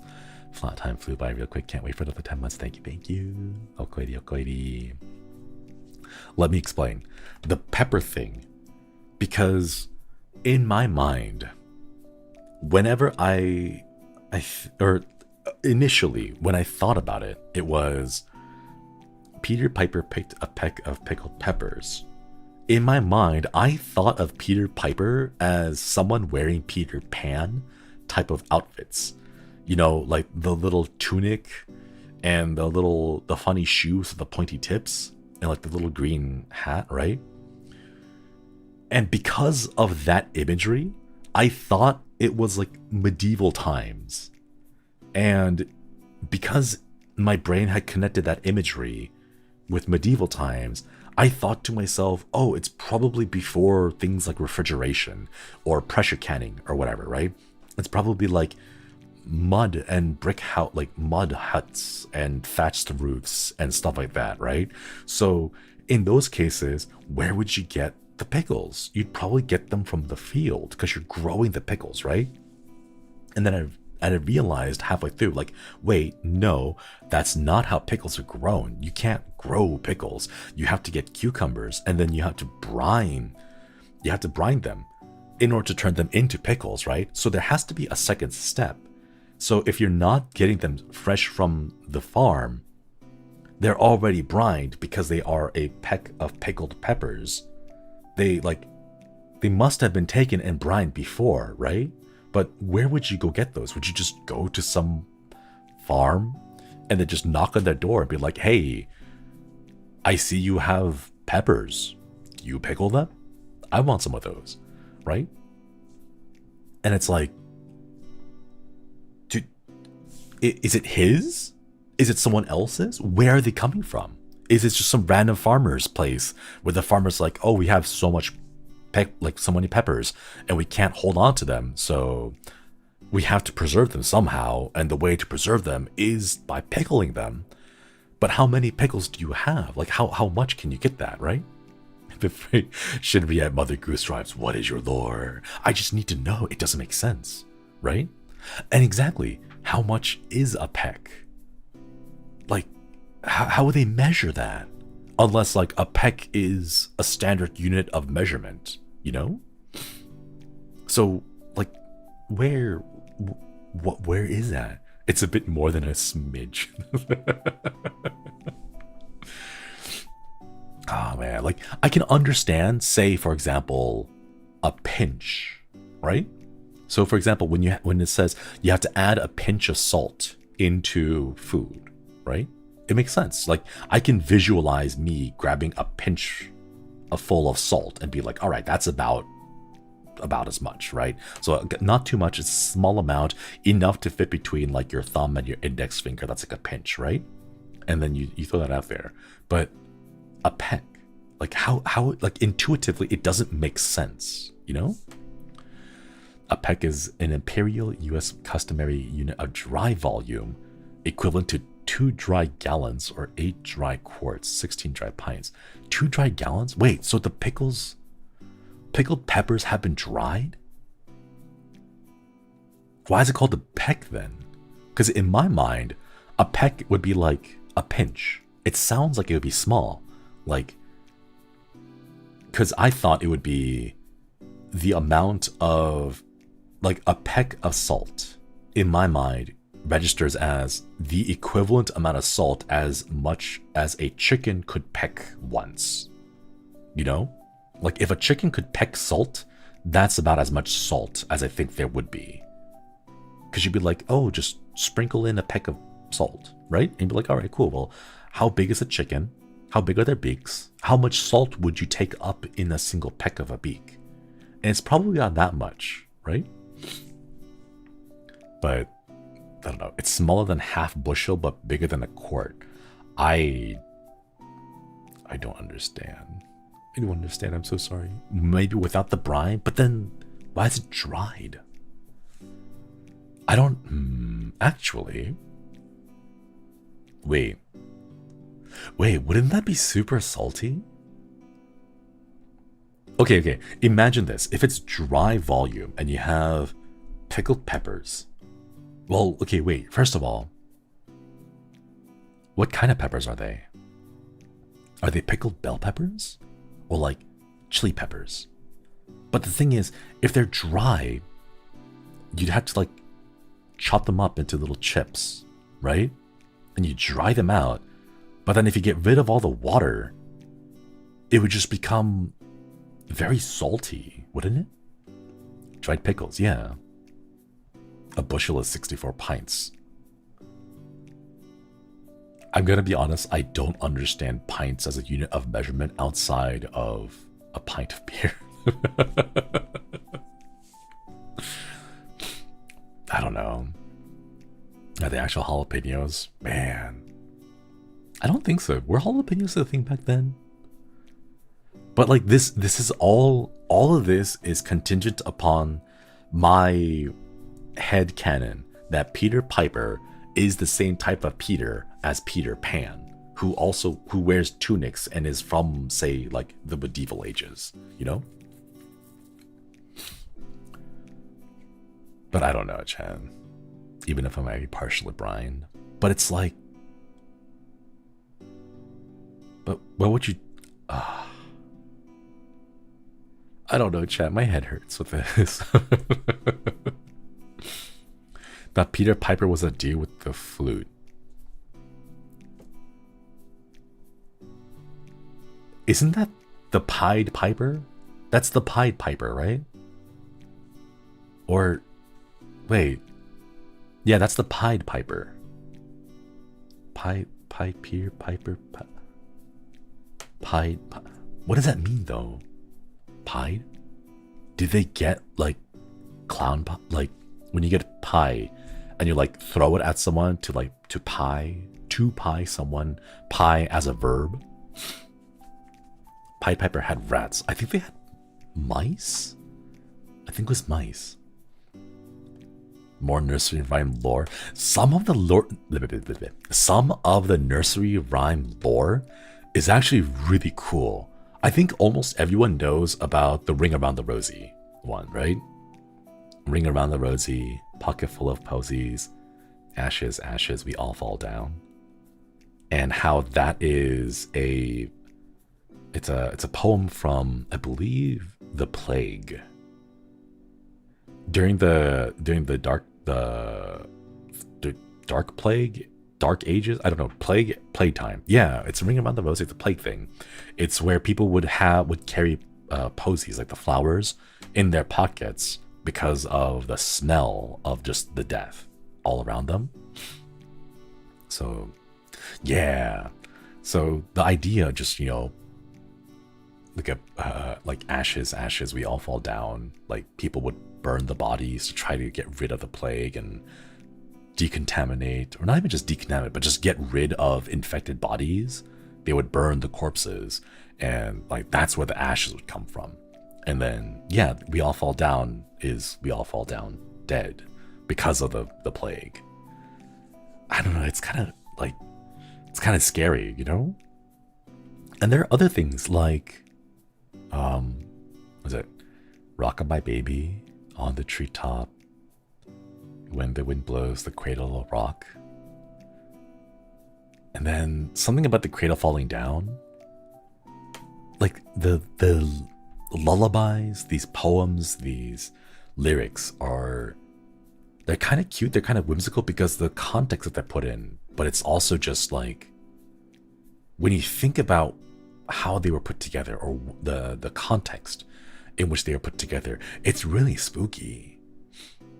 Ashes, ashes, double reference to cremation and the phrase ashes to ashes, dust to dust. Ooh, yeah. Man. When the bough breaks, the cradle will fall down on the baby cradle and all. Right? Like, the lyrics are kind of morbid. Why would you want to have a lullaby about the cradle falling down out of a tree with the baby in it, you know? But at the same time, I kind of like it because imagine a horror game based off of these nursery rhymes, you know? Because there's something about old nursery rhymes. Oh my god. If you take any old nursery rhyme, right, but you have them sung by small children in a minor key with a music box playing in the background behind them, then it gets really spooky. Then it gets really scary. Like, oh, I don't know why, but those, yeah, London Bridges falling down, even those, right? The dude in raining, it's raining, it's pouring, dies at the end of the nursery rhyme. Wait, it's raining, it's pouring, the old man is snoring. He went to, was it? He went to bed and then he ended up dead? Wait, how did that one go? It's raining. He bumped his head. Oh, he bumped his head. He went to bed and he bumped his head and didn't wake up in the morning. Oh my god, that is pretty morbid. What? See, like the scary thing is I can see that happening. So like, the way that I'm interpreting it is maybe it's someone like an elderly gentleman who maybe fell out of bed. Yeah, like a concussion. He bumped his head. That'll be a concussion. Didn't wake up in the morning. Passed away during the sleep. You know? That's spooky. You Are My Sunshine by Johnny Cash used to be a horror OST for something. Ah, it's such a good song though. How does it go again? You are my sunshine, my only sunshine. You make me happy when skies are gray. You'll never know, dear, how much I love you. Please don't take my sunshine away. But see, here's the thing though. Who is the singer saying that to? Who are they pleading, please don't take my sunshine away to? Like, there's gotta be a reason why someone is pleading, saying, please don't take my sunshine away. So something is like, it's incipient. It's like it's about to happen. It's his ex, dead wife? Like, to Johnny's dead wife? Ooh. That's kind of spooky though. That's spooky. Everything is spooky, yeah. But this is the kind of stuff I don't know, it's morbid, but it's also really cool. Pleading to God not to take them away. Like illnesses or just like freak accidents that might cause someone's untimely demise. Not so much fun fact about the baby cribs in the tree. They used to put babies in bird cages. It's to help them breathe or something because people were smoking and stuff. Oh, it may have been a cultural thing that like a cultural practice that isn't really done anymore. Robert Ducky Okoiri, thank you for the 2 months. Thank you so much for reaping the membership. Thank you. I remember the saying, don't throw the baby out with the bathwater. That saying, it's used nowadays to refer to, just because something is like not perfect or not bad, don't throw it all away because you'll lose some of the good stuff along with it. Don't throw the baby out with the bathwater. Apparently that actually comes from real stories back in the past, when people didn't have plumbing. So what they would end up doing is they would have these really big, almost like cauldron-like buckets that they would they would step into and they would wash. And it would be like I don't know, like the parents would first wash, and then the children would wash, and then it would go from like the parents down the age groups to the youngest, which would be the baby. And the baby would be the last to wash, right? And then because of all the people who would wash in that same water, it wouldn't be clear water. It would be very dirty, it'd be very murky with all the dirt and grime that's been washed off, right? So it would almost look opaque by the end. So when you would wash the baby, if you submerged the baby into that water, because of how many people used it, it would get so dirty that you couldn't see the baby. And apparently it comes from the like documented recordings of people accidentally throwing out the bathwater with the baby still in it because they just couldn't see the baby, or maybe they lost it. Although it does come with a bit more of a morbid backstory of the baby drowning in that water, which is why they don't see the baby when you pour out the bathwater. So it has that really dark, terrible history behind it. But sayings like that carry through based off of historical things that happened in the past. And just learning about where these all came from is kind of... It's both morbid and very interesting, you know? They were just on something different back in the day. Yeah. Why would you put your baby in that type of water? Because back then they didn't have plumbing. They didn't have fresh water. You couldn't open the tap. What they would do is they would just go get buckets of water from, say, a lake or from a stream or some other place, and then they would put it into a big pot, a big bucket, and they would heat it up. They would boil it so it's, you know, hot, and that would be it. That would be the entire thing that the entire family would use before plumbing, you know? Don't poke the bear. I'm pretty sure there's been a lot of stories about poking bears. Can't get new water, just gotta do what works. Yeah. Plumbing is a pretty recent thing, you know? Good thing we don't have to pee in pots and throw them out the windows anymore. Yeah. Gosh, Chad, do you guys remember those, what was it? Eyewitness? Was it Eyewitness books? Like the documentary type of picture books with like the little drawings, like all those little paintings of like the past. Like those things, right?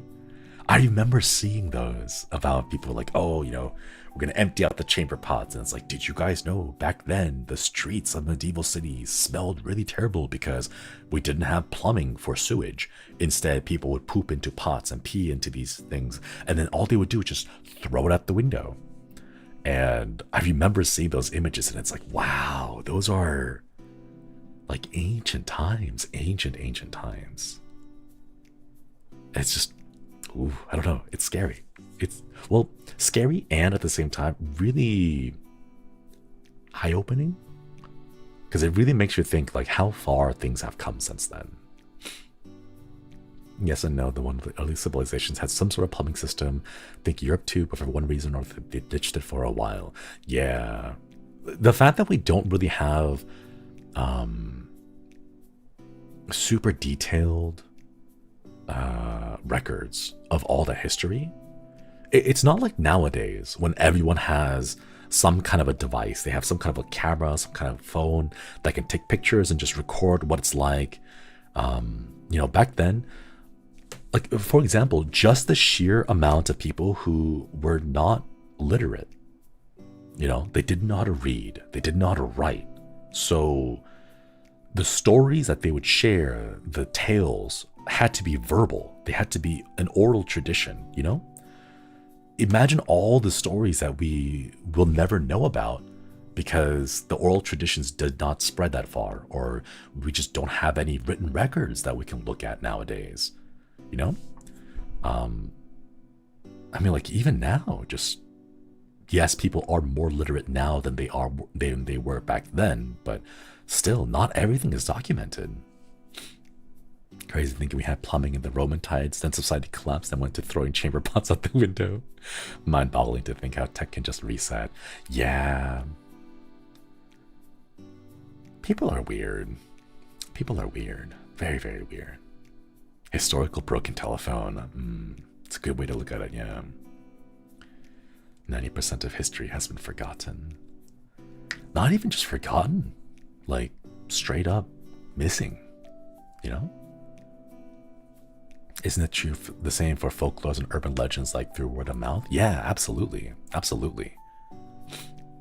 Gimster, thank you for the super chat. Speaking of the nursery rhymes, reminds me of an anime called Record of Ragnarok, where humans fought gods in order to survive in a tournament, and Jack the Ripper shows up, shows him singing London Bridge as a child while bloody. Ooh, that's kind of cool. Ooh, thank you for the super chat. And me, thank you for the 10 gifted. Thank you, thank you. Can we get some hearts in chat for the gifted? Do you think some of the things are being recorded but intentionally got fabricated? Yes, I would not be surprised. For example, one thing that I remember reading about is there are no such things as a true map. Almost every single map that you see out there nowadays, even the ones in like ancient history, they have falsehoods in there. For example, oh gosh, I can't remember what the group was, but there's a group that made a map, and what they would do is they would intentionally add fake streets with fake street names or fake town names, fake road names. They would add in rivers where there weren't any rivers, right? So that you couldn't copy it. And if you copied it and you also copied the fake non-existent streets, then you'd be like, ah, I know you copied from me because I made that street up. I made it up and you still copied it. So I know you're like stealing from me, you know? So I know people do that. And there's been like so many records of people doing that you kind of have to ask, all right, then what's the true thing? You know, like what, there's no such map that like tells you everything exactly as it is, you know? My source is that I made it the F up, right? Trolls made fake maps that you now think are no real maps. That's dumb. There's like a lot of parts to it. Dictionaries have that too. Yeah, dictionaries have that, like made up words and made up definitions. Absolutely. They make those up too. So it's like, there's reasons why people do that. You know, they want to, for example, maybe they want to make money off of it. They don't want someone to copy off of their work. Or maybe they want to be the sole creators and providers of that thing, you know? Shakespeare is cackling right now. That guy's just known for making up words, though.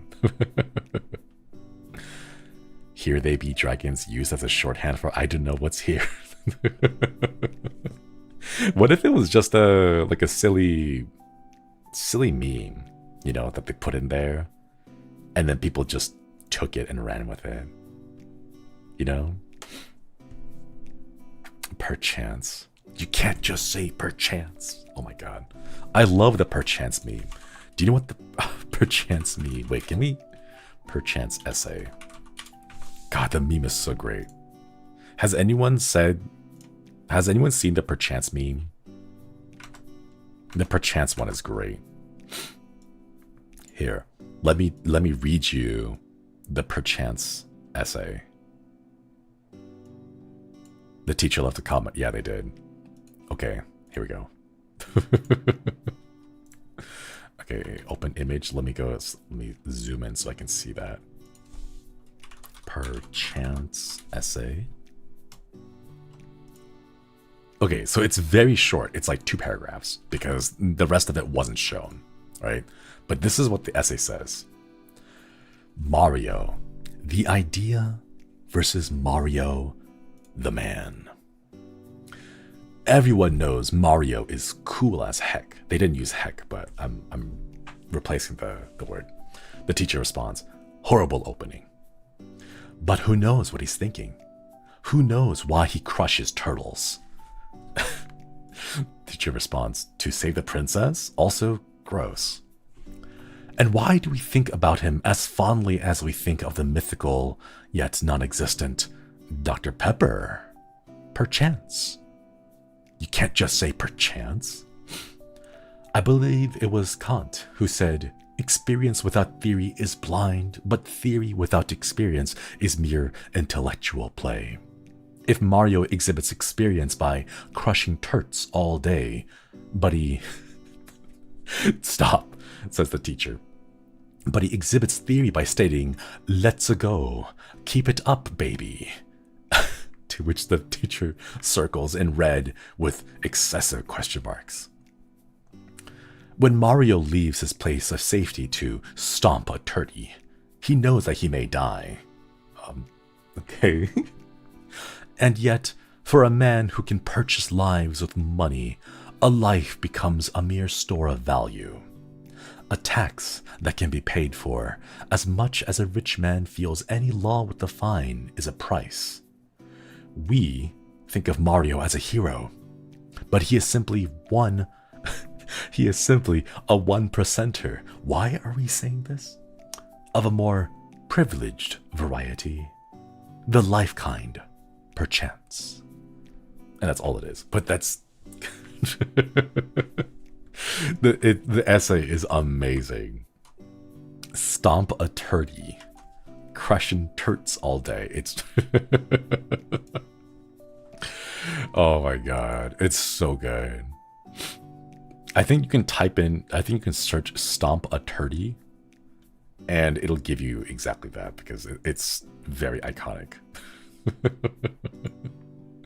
I love the sass of why are you like this? 100% though, seriously.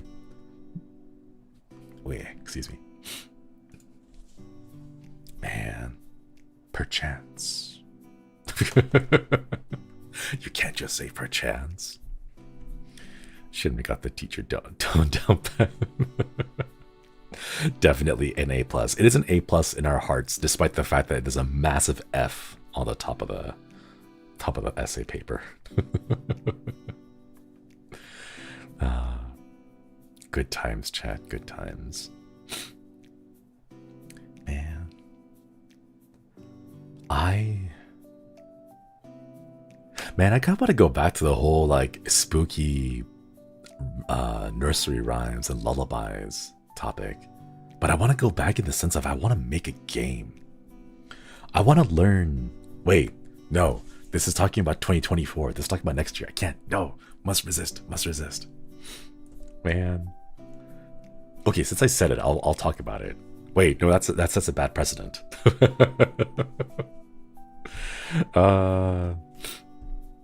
Let's see, as in CB after class, the teacher probably. Wait. One day, chat. I really do want to make a game, though. I really do want to make a game. Hope you and Flayon can make spooky, angsty games together. I'm gonna get Flayon to draw the character portraits, because his character portrait doodles are just so cute. I love his style.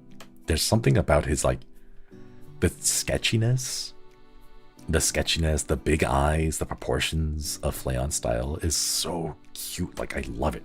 I want to squeeze it. I actually want to... The exact thing I want to do is I want to grab it like a sheet of paper and then crumble it up and then bite it. That's what I want to do. That's what I want to do with a lot of things that are super cute. I want to grab it as a sheet of paper and then just crunch it up and then bite into the crunched up ball of, like, paper. That's what I want. Like, that's the exact emotion I want to do when I see it. Cuteness aggression is dangerous for me, chat. It's the cuteness aggression, right? When something is so cute and so adorable, you're like, I don't know if I want to hug you or if I want to punch you. And it's just like, I want to squeeze it. But yeah, I want to do that. I did mention this like a long time ago. Like April, March, I forget. It was a long time ago. But I want to sit down and take a moment to learn how to make an RPG Maker game. It's gonna be super contrived. It's gonna be very stereotypical. You're gonna see it and you'll be like, oh, obviously, of course Shinri would do that. You know, it's gonna be like that. But I want to make a game. I want to make a horror game. I want to make a horror game that's like, that would make people cry. Gimster, thank you for the super chat. Since you want to make a game, confirmation that you can just solely fund the making of Titanfall 3. Heard it here first, chat. Thank you for the super chat. No, Titanfall, that's an FPS game. It's like a pew pew action adventure. I want to be horror. I want horror and angst. I want there to be trauma. Like the recent game that we played, Firework. I want that. I want to create a game that's as well put together as Firework, you know? What do you think makes good angst? I want to create a character that the player falls in love with. Well, not like love, but like I want to create a character that the players will see and be like, oh, they are best boy or best girl or whatever it is, right? And you want to protect them. But then the twist is you have to kill them. Not just cause an accident that causes them to die, right? But I want the player to fall in love with the character and then also be the one who has to kill them. I want that trauma. I want that angst. I want it there. And the thing is, I want it to be justified, you know? And Corpse Party trauma. Oh, Corpse Party was such a great game. It was horrific, but like horrifyingly terrible. But oh, it was such a good game. But like, that's what I want. I don't know. I want to feel that kind of moment of just the hard part is the justification part, you know? It's not just like, oh, here's a character. I can't force anyone to like fall in love with the character, right? But then to be like, here's a character and I want you to fall in love with it, but you have to kill them. And there is a very, very good reason why. Where logically, yes, you have to kill them. But emotionally, you don't want to kill them. Like, that's the kind of dynamic I want to create where you just know. It's like, you have that like internal conflict between you, you know? The logic versus the emotion. Like, it's so good. That kind of stuff is so good. I want people to be conflicted. I know that there will be some people out there who will just be like, oh, it's a game. Yeah, I'm gonna kill them. Just so that we can move the plot along. Let's just kill them, right? Like, yes, I know there are people who play the game that way. And it won't be for them. It'll be for the people who get to that point in the game and they realize, I have to make a choice now. Do I follow logic or do I follow my emotions? And I want people to be conflicted in that way, you know? But man, imagine making a game that's not only entertaining but makes them learn something about themselves. Exactly. Although I know like I am pretty bad at writing. I don't have that much experience creating narratives like this, so I know the very first one that I make is going to be pretty contrived. It's going to be pretty like very, very stereotypical, very baby's first horror game-esque. But I still want to try, you know? I still want to. Make your game like that, but then add a game mechanic where you can only play the game once. Oh, that's so mean. I think there's, I believe there's a game called Liquidators. If I remember correctly, there's a game called Liquidators. You play as 3 volunteers who go, the game is about I believe it's the Chernobyl incident. And the selling point of the game is that it's just one shot. You have one shot to fix it. And if your characters die in that game, that's it. You can't even uninstall and reinstall it again. They're gone, right? So you have one shot. You control 3 volunteers who are putting their lives on the line to go inside the reactor and shut it off, so that it doesn't go critical. Yeah. So the game is called Liquidators. But yeah, it does have permadeath. I believe it's available on Steam. Even worse, the game deletes your save data after you complete it. Yeah. Have you played One Shot? The original version was kind of like that. You had one chance of the game. You had to play at the end. There's no redo. It's the one with Nico, right? The little cat person with the cute scarf and everything. Nico, right? I think I've seen fan art of One Shot. I don't think I've actually played it before though. It looks really cute. I do want to try that. I do want to try. You know what? There's no memory card in consoles. Good times. Good times. The little cat person, yeah. I want want to try it. Do we have perms for that? Wait, let me go double check.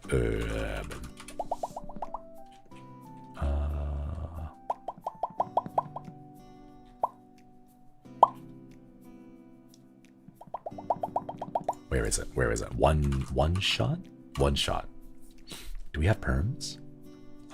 No, maybe not on this list. Maybe on the other list. Give me just a minute, chat. Maybe. I think we should have it. It sounds like a game that we should have perms for. One shot.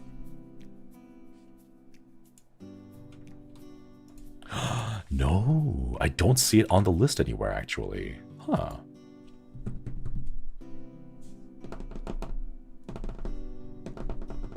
In which Nico will protest and tell you that they're not a cat. Oh. Okay. I will write it down. I'll write it down. I'm surprised. I thought we had perms for one shot. It seemed like a game that, like, it's been out for about 4 or 5 years now. So let me go put that in there. A one shot perms.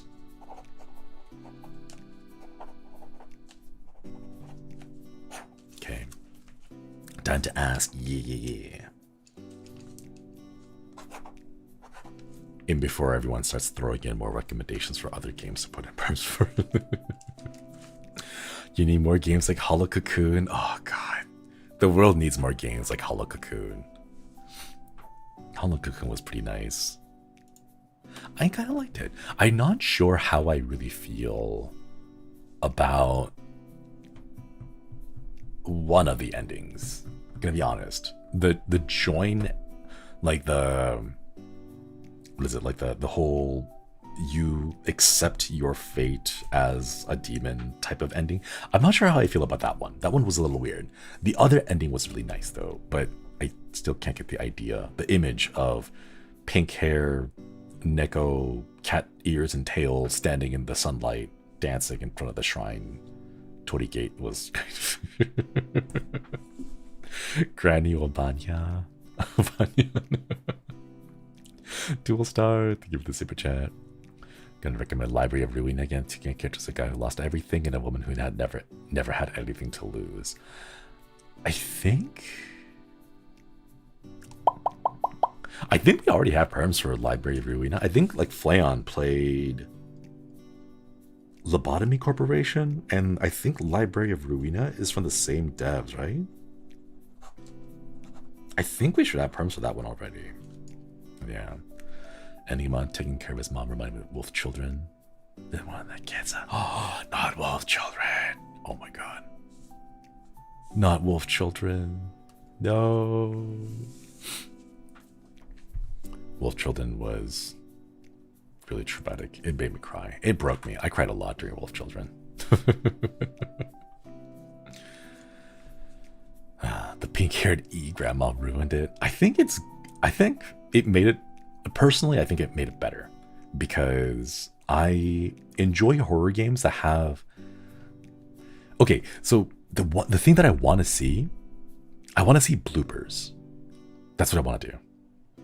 I want to see bloopers of horror games. Okay, like for example, let's say that you're playing you play a horror game about a vampire, right? And the vampire is chasing you, and there's this one really cool cinematic scene where the vampires are like, blah, right? It's chasing you, and then like it's all really scary, right? But then when you finish the game, and in the credits section, there's like little bloopers that show by, right? So there's maybe in that one scene you see the vampire going blah, right? But then like the prosthetic vampire teeth fall out.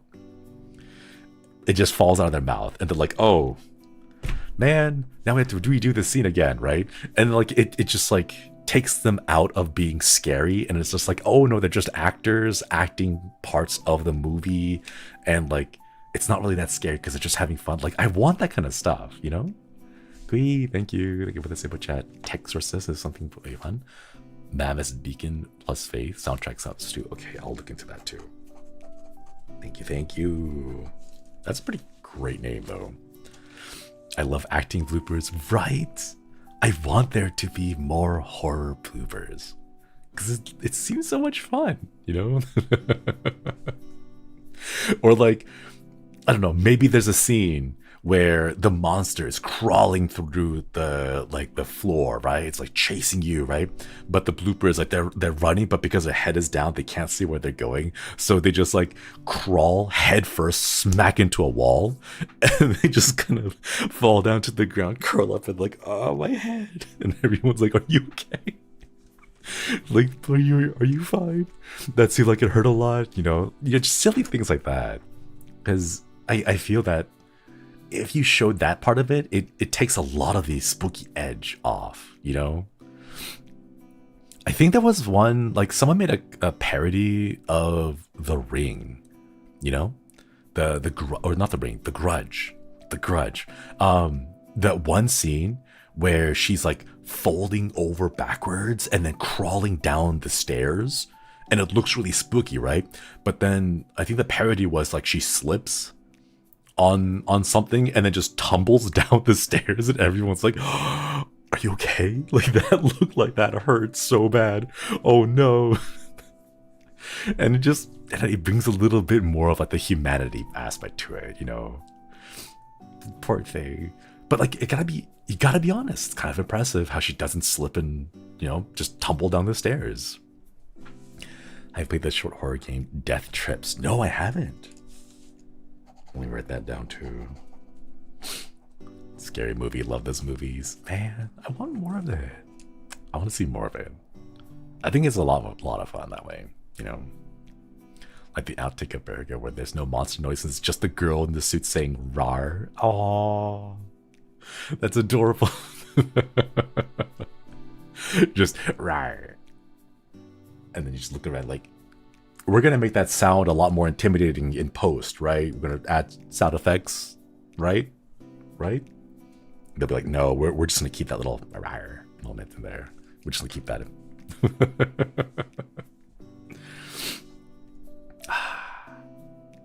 That's what I should do. Oh my god. You know what? I think I believe I'm pretty confident when I say I have played enough indie horror games that I'm pretty sure I could go put together like a big list of horror game tropes and then just make them all super funny. Just make them really cute, you know? I'm pretty sure I could do that. Like, okay, so I don't know, I'm thinking maybe, you know, Outlast, right? There's Outlast, and in Outlast, one of the mechanics is if you are spotted by an enemy, they will chase you through the map, right? And you can dive inside one of... you can like dive inside one of the cabinets or the lockers to hide, right? Just something silly, you know? You're like, it's a really intense moment where the bad guy's like walking around and looking at you, right? And then, I don't know, the guy hiding inside the locker sneezes. And instead of being like, aha, I know where you are, the bad guy just laughs. Like, break character completely because it's so silly, right? Or like, I don't know, maybe they're like really aggressive and they reach in and they yank open the locker, but they pull it open too fast and they smack their own face against the door as they yank it open. And they're like, oh, my face. Oh, you know? Man, it's gonna be good. It's gonna be great. A horror trope tier list. Oh, we should do that. Are there even horror like top 10 horror tropes? I don't know. Like maybe, I don't know. We'll do that. We'll do that. Like sneezing, stickering ensues, right? How often is there a jump scare horror in games? I think it really depends. I know there's a lot of games out there where they'll have like one or two jump scares, but then the rest of it is all just atmosphere and environment. There's a few that do focus 100% on jump scares, that too, but I don't know. You know what? I'll write that down. Horror tropes tier list.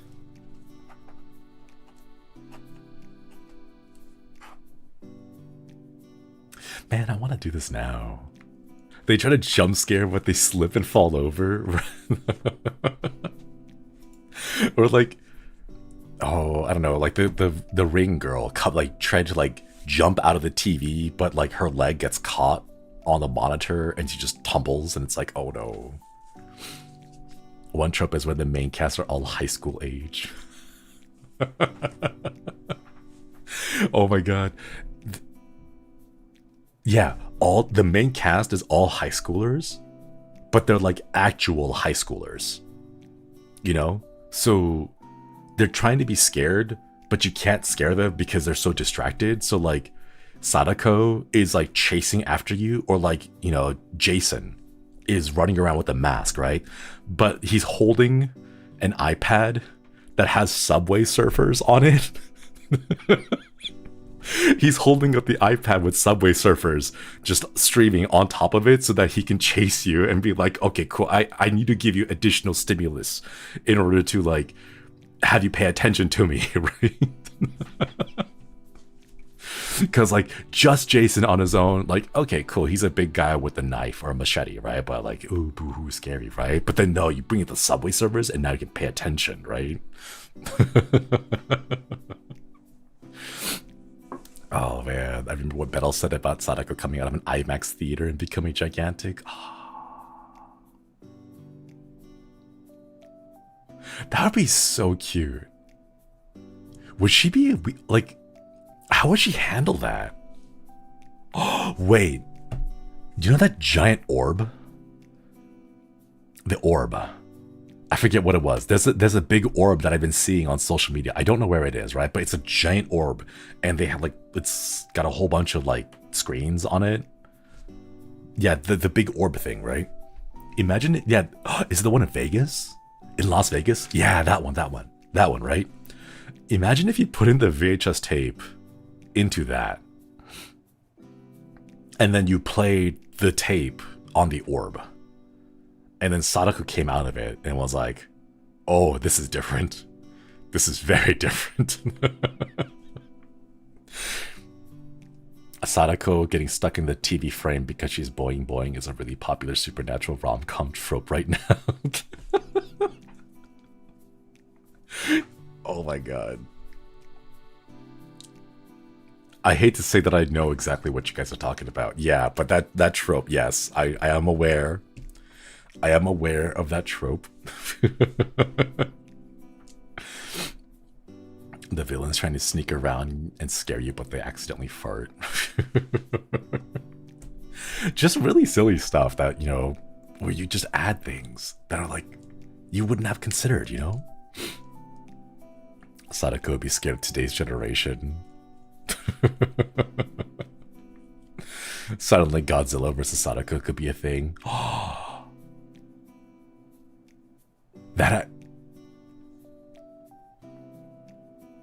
That sounds like it could be pretty fun. I could see that. That'd be pretty cool. Man, Sadako kind of bad though. No comment. No comment. But isn't there a Kayako versus Sadako movie in JP? I think there is. There's a lot of those.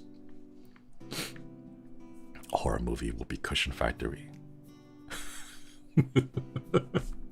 A horror movie will be... Wait. Okay, wait. Actually, on the topic of like horror tropes, how can we make things... Okay, so this is for me, chat. This is for me. This is my therapy moment. Okay? How do we make mannequins not as terrifying? And no, just painting a face on the mannequin is not enough. They're still terrifying, even if you just paint a silly face on them. You know, it's just even worse because they're smiling when they kill you. How do you make mannequins cute or silly? Make into funny poses, silly wigs. I'm thinking maybe like, I don't know. I was thinking maybe you could use a small mannequins, like the ones that they use for art references, so they're not like full body sized, you know? Funny clothes, actual clothes on them. But see, here's the thing: if you put too much clothes on a mannequin, they just kind of look scary because they become people without faces. No head or hands. Give them personality. Oh, Like Dave. Yeah, you can give a personality like Dave, so they do startle you, but like the in sound mind. Yeah, Dave the goat. Oh my god, the one who gave you the little key and like the little thumbs up. Okay, that's kind of cute. That's kind of cute. But they did still spook me, you know? Imagine being killed by a mannequin with googly eyes and a silly smile meant to make you feel better. Based on body language and posing? That's true, that's true. Cat ears. We need to come up with like a way to like workshop some cute mannequins. Not scary mannequins, but cute ones. Doing and naming a spider on the wall so making it less scary. Mannequins will be less frightening if you... What? I don't know what that means. An emote phase? The only emote face that I can think about is the F-boy face with the lip bite and the like the finger thing with the backwards cap. Like that's the only emote that I can think of right at the moment. Give them a funny laugh when they move. PN face? A PN face could be work, yeah. A PN face would be really cute though. Make him look cute or hot. No, but then like a... Wait. We could put them in a suit. That's what we could do. We could put him in a suit. Or like a really nice evening gown. That'd be less spooky. But it's not just what they appear like though. It's like how they move, it's how they interact and how they like appear. That's just Slenderman. A dapper mannequin. Man. I mean like a lot of things that are just like dapper would be pretty good. Like a nice suit. Anything in a nice suit. Wait, could a mannequin in a nice suit scare me? I think if they appeared unexpectedly, possibly. What defines a mannequin? Just like a regular mannequin that you would see at a clothing store. That kind of stuff. Glad I wasn't the only one who thought of that. What if they move and wear clothes or clothes have a tear sounding effect? See, that'd be scary if the clothes tear, because then it suggests that they're moving so fast that, you know, the clothes can't contain them, you know? Which is creepier, a church statue, mannequin, or a wax model? I still think it's the mannequin. I'm gonna be honest. I still think a mannequin, just the aesthetics of a mannequin are what scare me, you know? Mannequins and workout gears from the 70s. Oh my god. What was it? You know those jazzercise. Wait. Jazzercise outfits? Like jazzercise outfits from the 80s. With the like the armbands and the thick sweatbands on the top, and they like have this weird like mashup of like neon colors. I think maybe that. Put a bunch of mannequins in jazzercise outfits, and I'll just look at it, and the only thing that I'll be hit with is just nostalgia of like the old. A buff mannequin, that'd be terrifying. Oh no, I've fallen and I can't get up. Be terrible if a buff mannequin were to come and sweep me off my feet and pick me up. Oh no. Oh no. I remember I saw a show once long ago. It was mannequins meant to be parody of a generic sitcom, but it was horrifying. Mannequins just in general are scary. Imagine finding VHS tape of mannequins doing workouts. See, that's still spooky though. The fact that it's a VHS tape would scare me. Mannequins, but they're dressed to entertain like the twins from Anxiety. Oh, they have like the Chippendales outfits that can be ripped off and torn off. The only part of their outfit that stays on is a little bow tie collar and nothing else. It's just that bow tie collar. Okay, that's actually really cute though. Now that I think about it, no, that's actually really adorable. The bow tie collar aesthetic is... Okay, maybe that would be it. Maybe that would help make mannequins not so bad. If it had music, it's hard to make comedy with mannequins. But it's gotta be a horror game. You could just make them look like ghost onesans with wigs and white dresses. No, see, that would make me scared because I would see one and it'd be like, oh, it's Kunti-chan, right? And then I would get up close and be like, oh wait, it's not actually Kunti-chan, it's a mannequin. And then the mannequin would like twitch and jerk and like do that like the spooky mannequin thing, you know? Smooth-faced mannequin or textured. I think the smooth-faced mannequins are scarier than the textured mannequins. But that's just me. However, textured mannequins can also be scary if they are like very generic, you know? But for me personally, the smooth-faced ones are scarier, mostly because you can't tell that they're looking at you, you know?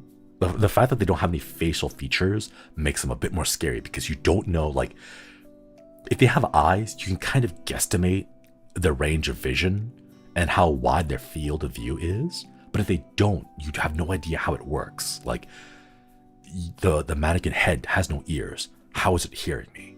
The mannequin head has no eyes. How can it see me? And that kind of uncertainty is what makes it scary. You know, you're not sure if you're safe because even without eyes, even without ears, it's still able to track you. So you're like, I don't know, like, am I making too much noise? Is it because I'm wearing my bright colors or standing out a bit too much against the dark background? Do I just smell really nice and that mannequin could sniff me? Like, you don't understand the mechanics of how they work. And because of that, you can never be safe. You can never feel safe of, like, for example, for zombie movies, right? The trope of zombie movies is that if you take zombie guts, right, and then you like throw them on yourself, you kind of smell like a rotting corpse, and then the zombies aren't attracted to you. You can kind of disguise yourself, right? So you're like, oh, I know that, like, for the lack of a better term, it's like a game mechanic, right? You can kind of figure that stuff out. So there's a way that you can kind of adjust and adapt yourself to the danger. But the mannequins, you don't know how they work, you know? So can you really ever truly feel safe? Because you don't know if the thing that you're doing is really making you feel safe, or maybe just coincidentally, it saved you this one time, you know? What about a story where the mannequin is just trying to be a clerk in the bookstore, but it's having difficulties because it can't communicate, then a customer comes in and knows how to sign? Like sign language? Oh, that's kind of cute. That is really adorable. Oh, Kunti-chan will laugh on whatever you do, unlike mannequins that stay still. Yeah, exactly. If you put a mannequin in a thong, it becomes a lot less scary and a lot more funny, for me at least.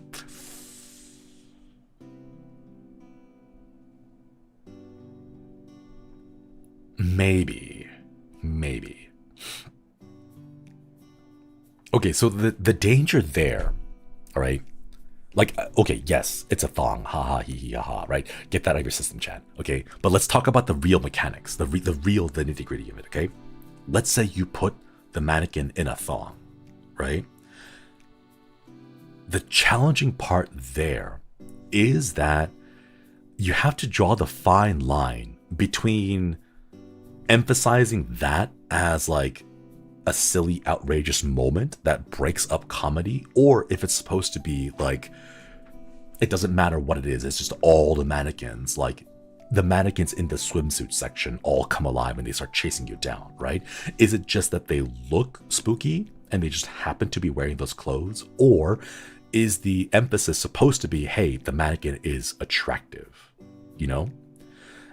I believe the line there is too thin, that like it would detract from the horror aspect of it if you did that, you know? Trying to ride the line between making it scary, where it's just kind of like fan disservice.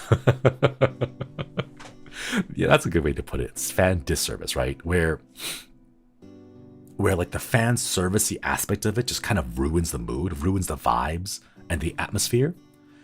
Because like, yes, you can do that, but it requires you to like write the scene in a very clear way where it is a mannequin that just happens to be wearing a thong, but the thong isn't the focal point. It's the mannequin. It just happened to be in that section of the store, you know? So it's like, you could do that, yes, but you have to do it in a way that doesn't detract from the overall scary vibes, you know? Because I have played indie games where, you know, things will happen and something happens that's just a little bit too outrageous and it just breaks the whole flow of the game. It breaks the whole vibes, and then it's kind of really difficult to pick it back up again unless there's something to kind of reset that horror atmosphere. So while yes, I like the idea of it, I don't think I'm experienced enough in writing horror scenarios or just scenes even to be able to confidently pull that off, you know? Shouldn't be scared of mannequins because they can't be rizzed. Okay, but really, chat, really, it's so difficult to try to rid someone who doesn't give you any feedback, right? You can't be like, hey babe, how's it going, right? And like you wink and you do that stuff, right? And the mannequin's just kind of like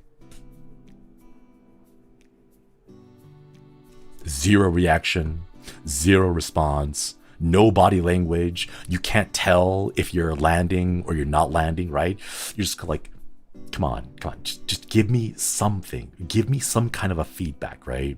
Like in Dread Out 2, okay? Kunti-chan.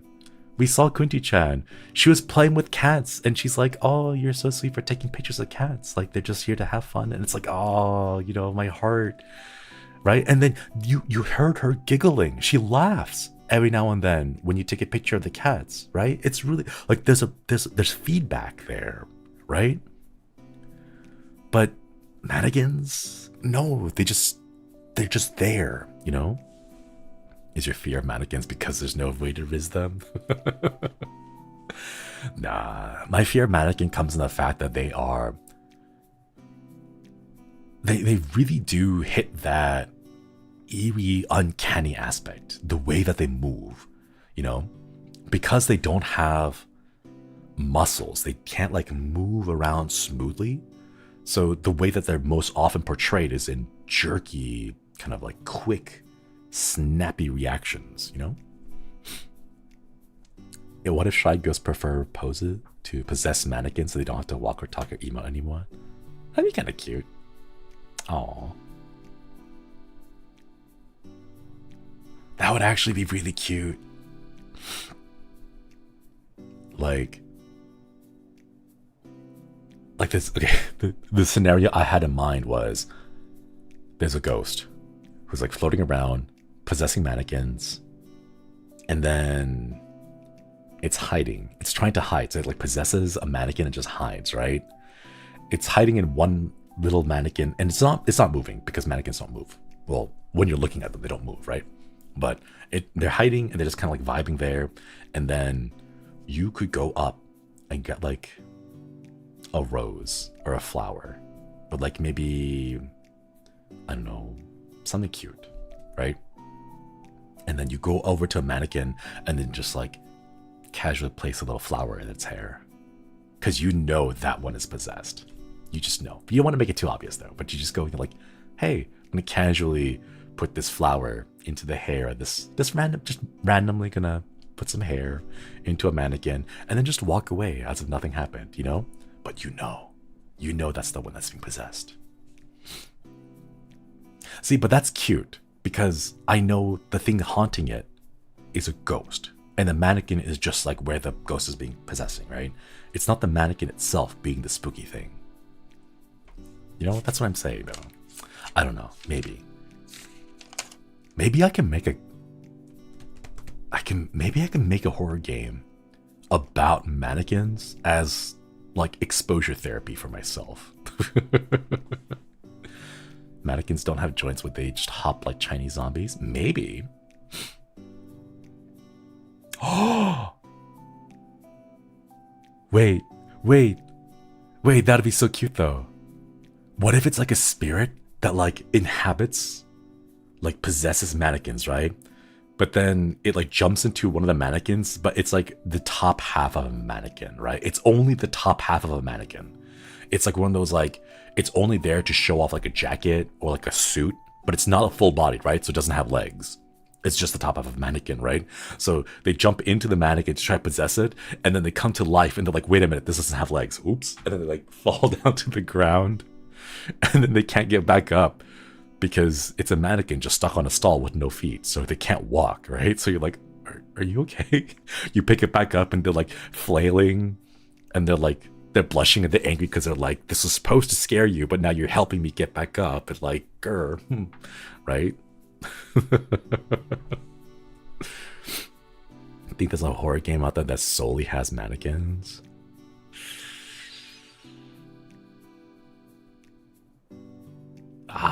Okay, at the risk, tell me what it is. Tell me what it is. I will do it for you, chat. For you. Did you know in Indonesia there's a belief that when you manage to catch Kunti and put a nail in her head, she will retain her human form back and she will be very pretty? But she already is really pretty. Does she become even prettier? That... Sorry. Oh, the only thing that came across in my mind was that gives a whole new term to nailing. No. Nakara, Okoiri, thank you for re-upping the membership. Thank you. Welcome back, Okoiri.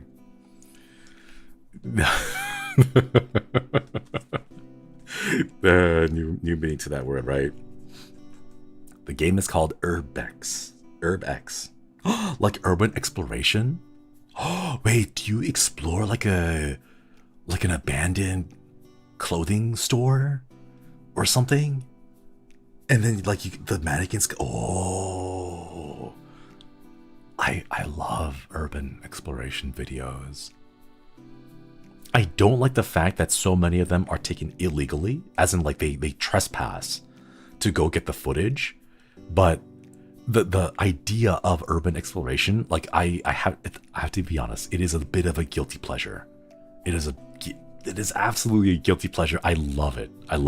It's so eerie to see people like, you know, go into like abandoned hospitals or abandoned schools and just see the mess that is around it, right? And like, yeah, they get caught, they're in big trouble because they're technically trespassing on property, right? But like, oh, I don't know, there's just something about it that like you don't see that outside of, you know, movies and games, to see people actually go and check it out. Ah, man, so much fun. You know? No more bonks, Chad. You can't bonk. It's not my fault the way that you make them pretty is to nail them in the head. I'm not the one that came up with the folklore.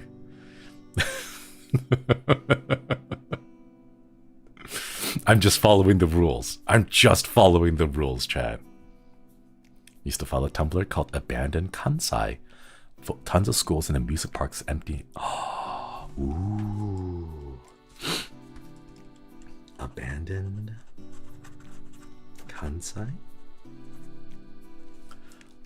I wonder if I could ask Mana-chan, be like, hey, Mana-chan, if there's ever a chance I could ever go to Japan, can I go do this stuff and like film there? Probably not unless I get like permission from it, but I don't know how that's gonna work out.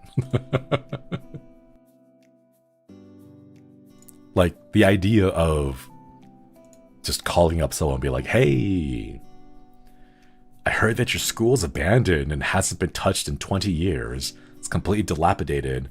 Could I get permission to film there? I don't think that's... I'm not sure how many people like check their emails for requests and permissions like that. Empyrean, thank you for the super chat. What if you bought a haunted estate and intentionally rigged it to scare trespassers? Nothing actually dangerous, but just not scare. I want to. Okay, there was a while back, There was a thing. Japan had there was a haunted school. Wait, wasn't it in Japan? Maybe it was in like the Midwest. I forget where. But there was a place that had an abandoned school being sold for like $1 or something. Like it just cost so much to demolish the school and like rebuild it and everything, right? That whoever owned the land just wanted to get rid of it and was like, here, if you're willing to renovate the place, you can buy the land for $1 or something like that. It was just really difficult to work in. But I really want to. I want to just grab one, buy it, and then turn it into like just a little haunted amusement park, you know? Forex the Sweets, thank you for stopping by. Hope you have a wonderful night. Just Google it. The website's still being updated. Ooh, I want to check it out. Instagram account going on abandoned church cemeteries in Europe. Very picturesque. Ah, it's so cool. I want to go check it out. Japan land is worth more than the buildings. Interested in visiting the famous forest in Japan? I would love to visit. I don't think you're allowed to film anymore due to previous incidents with certain creators causing an issue. But I would love to visit, just for the sake of being able to be there and experience it. I would love to visit, but I don't think you can film or take pictures or anything anymore. But absolutely, if I get the opportunity, I would love to go visit it because I don't know, it just feels like it's such a important and what's the word? I can't even think of the word. Like the gravity of that location, the seriousness of the location, I think is intense, and I want to be there, you know? Yeah, the weight, the heaviness of what happens in that forest, just to be able to say that I was there and was able to experience it firsthand. But yeah, a haunted studio. God, I wish. Oh man. Do you know what my dream would be? Oh my goodness. I want, if I get the chance to, this is a pipe dream, I know for me, but I want to get an abandoned school, like a legitimate real abandoned school, right? And then set up cameras in the room. And then also along with the cameras, set up like those like VR trackers so that I could do 3D augmented reality streams in those haunted houses or in those haunted schools, you know? So you would see me in 3D walking around those schools in real time. I want to do that kind of stuff. That sounds so much fun, you know? It looks like a lot of cool. It would cost so much, and I'm not sure if they would let us film, but if you could do urbex, would you? Absolutely, 100%. I would love it. Would you stream it? Probably not. It would probably, at the most, it would probably end up being recorded and then shared afterwards, because we would need to get like permissions to do everything, this and that. I'm not sure if we'd be able to stream it. Also, just the fact that it would probably not, like, we probably wouldn't have internet connection, you know? It would have to be a place where you would go in and you'd pull out your phone and be like, oh, darn, there's no signal, right? Like, that's stereotypical, right? If the place isn't so haunted that it cuts off your phone signal, I don't want it. All right, chat, you heard it here. Any haunted place that I go to, it's got to be haunted enough that it kills your phone signal or it destroys all the battery. You know, that's what I want. I want to grab my best flashlight and turn it on, and if it does not start flickering, then it's not haunted enough. Gonna be like when some VTubers bungee jump and other challenges like that. Yeah, I think, wait, didn't some of the JP senpais do like bungee jumping stuff? That looked like a lot of fun. That looked so much fun. I want to try it. If you make it out with sketches of the cute ghost girl, we'll be satisfied. The language, though. The language barrier. I still think... I still feel that it'd be really funny to get... You know those spirit boxes? Poko Senpai twice, Bei Senpai once, Uproar Senpais. Ah, that looks like so much fun, yeah. Miyabi Senpai too? Oh my gosh. I want to go check it out. I'm going to go check it out. I want to get... Man, wait. If I had to go and get a spirit box, right? Is there like a JPEN translation for ghost boxes, for spirit boxes? Like, if I go up to you, right, and I'm like, are you friendly? Or like, how old are you? Or like, when did you die? Are you going to kill us? Or are you going to hurt us, right? We speak in English, right? And then they respond to us, right? But they're like Nihongo dekinai desu. Like how would the conversation work, you know? Are you single, right? And they'll respond, they'll be like, they'll respond in Japanese, and I won't know if they said yes or no, or, you know, it's a radio, so you're gonna get local language stations, right? But if you get an English box, would it just be interpreting signals in English, right? Would it be like really poor translations? Like, do you get like English, like the, you know, the really bad like English language translations that you see on like t-shirts and hats?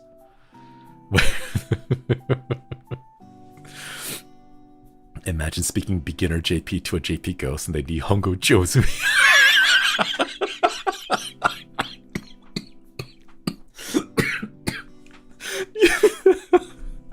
You speak it to the box and the response is, oh, Nihongo Jozu. Right? You just kind of like, man. I would give up. I would be like, okay, cool. Thank you for having me. I'm out. I'm gone. Like, no, if a ghost Nihongo Jozu'd me over the spirit box, I give up. I'm done.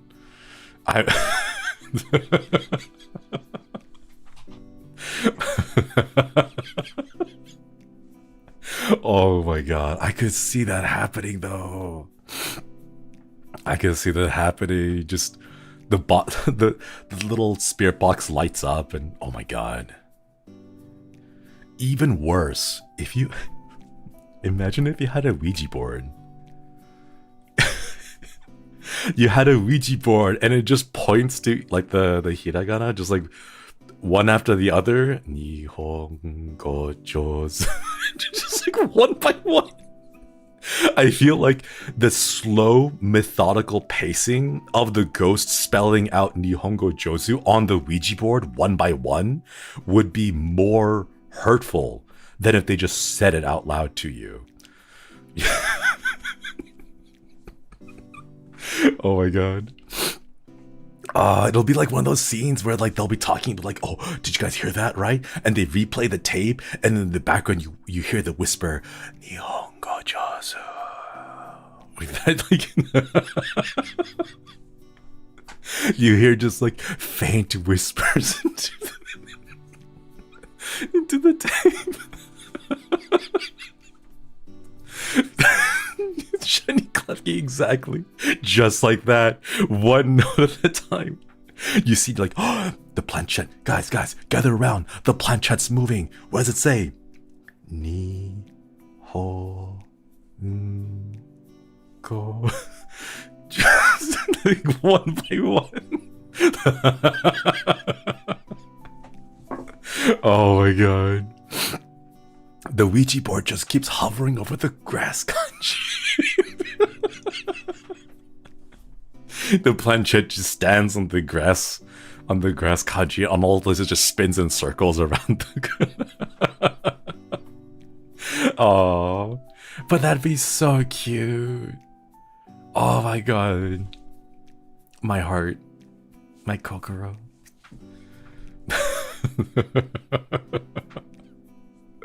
Oh my god.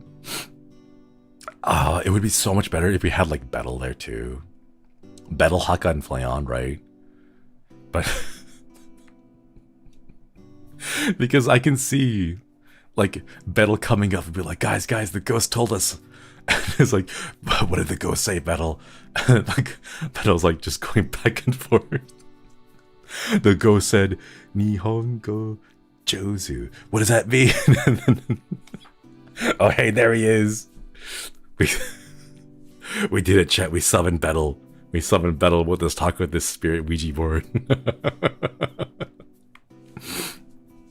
Oh my god. Battle, we gotta practice. We gotta practice our JP. So that when we go to Japan in the future, I don't know when it is, but like whenever we do, right?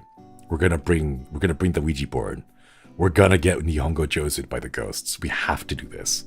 Like we're not leaving until we get Nihongo Josu by the ghosts. 2024 bucket list. Let's write it down. Get Nihongo Josu. Can't believe I'm writing it down. By a ghost. What did you write? What?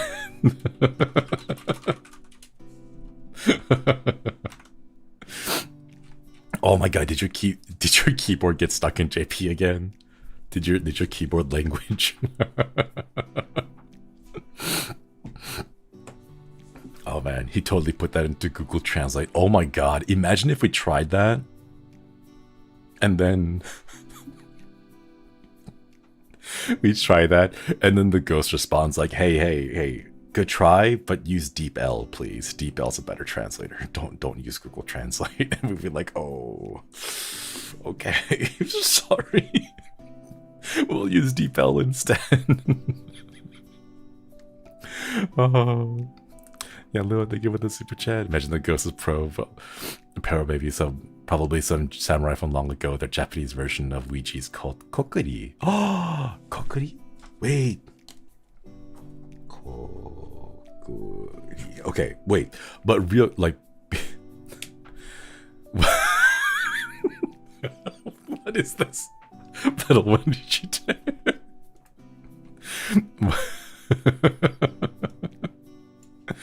Google 翻訳には入れてませんでした。私は日本語をしています。Wait, we gotta say it with an Elysium accent. Google 翻訳には入れてませんでした。私は日本語をしています。There we go. Sorry, that was really bad. That was really bad. Oh my god. Imagine if... Ghost-chan, doko ni desu ka? Watashi wa namae wa Shinri desu. Onegai shimasu. Doko desu ka? Ghost.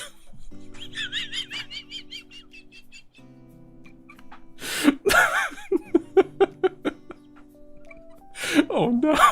David Kuhn meets Ghost. I'm so sorry. Would that be really mean? Would that be mean? Would that be disrespectful to go to just go say that in like a haunted house?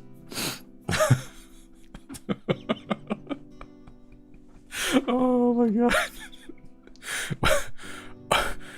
Ongashimasu. Daoko desu ka? Sorry, the ghost would probably be scared. No, the ghost would, like, even, I figure even in death, the ghost would at least be very polite, and they would just be like, ah, Nihongo Josu again. They would just like smile and nod and just be like, you're trying, and that's all that counts. Good effort. Good effort. Oh, Subarashi. Yurei san ha totemo kirei desune. Like that, just. Oh my god. You know what? I'm gonna write that down. I'm gonna write that down. Elysian accent. Elysian accent at haunted house.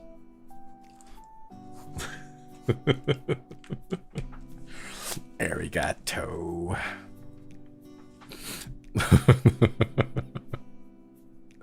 The ghost is chilling. Yeah, the notes into the problem. Having French simulator flashbacks. Fastra, Quiddy, thank you for reaping the membership. Happy birthday in 1 hour. I just wanted to see how much I enjoy your streams, your calm energy, how so stressful birthday. Let's go. Happy birthday, Fastra. Happy birthday. You know, it's an hour away. I hope you're able to celebrate and enjoy. Please take care of yourself and treat yourself to something delicious and tasty. Happy birthday, happy birthday. Also, Quiddy, thank you for reaping the membership. Samurai ghost speaking to a cowboy. Oh man, I think I saw on Twitter, was it like Crunchyroll had a new show, and the show featured a Western immigrant to Japan. Was like Ninja Doko Desu ka? And like he was looking to like learn how to practice to become a ninja, but like they had the person just like speak out the accent as if it was like reading through Romanji under ninja. Yeah, that's the one. I saw the clip of that. It's gonna be that. It'll be that. We'll all just be in the haunted house like filming, and you'll just hear all of us randomly saying just ghost Yurei Doko Desu ka? Just speaking in broken Japanese. Oh man, no, we have to practice. We have to practice. I don't know, like we gotta get started now, chat. We have to start now. We can't. The first thing that the ghost sees cannot be some people walking in with cameras talking like that with that accent. We can't have that. Oh, that'd be terrible. We gotta start practicing though. We gotta start practicing. Oh man.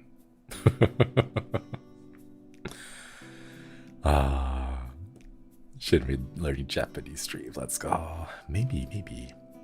Time to do Hirakan. I got the kind of reps. Yeah, we gotta. Oh man.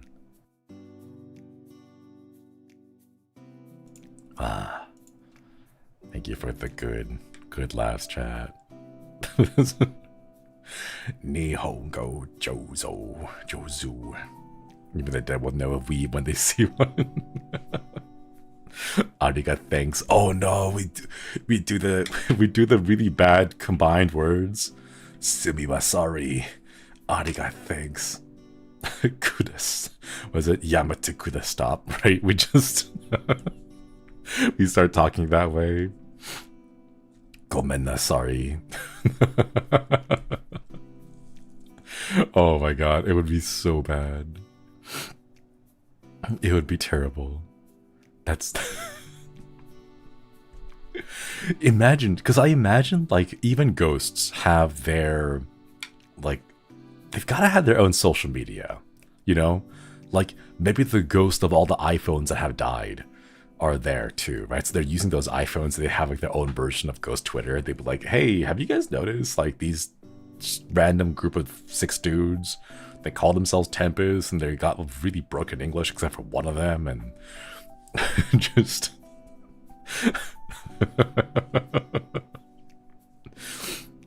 Doshte, is this happening? Just oh no, just mix in random Japanese words. Oh, that'd be terrible. That would be so bad. We're gonna get in so much trouble. Oh no. Maybe we'll include it.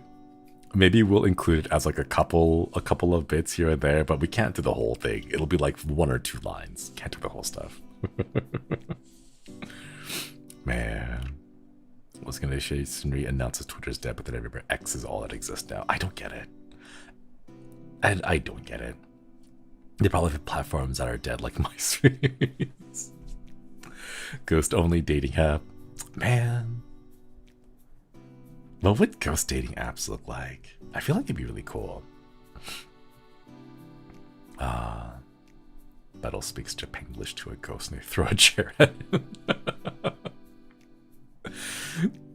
So bad the ghosts would go back to their place, right? They're just like, nope, I don't want, no, these foreigners are too much. We're not gonna deal with this. I'm done. I'm out. Peace. And then they just go.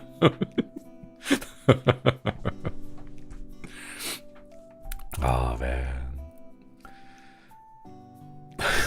On the Ouija board, the planchette doesn't move, it just goes straight over to buy and then it just leaves.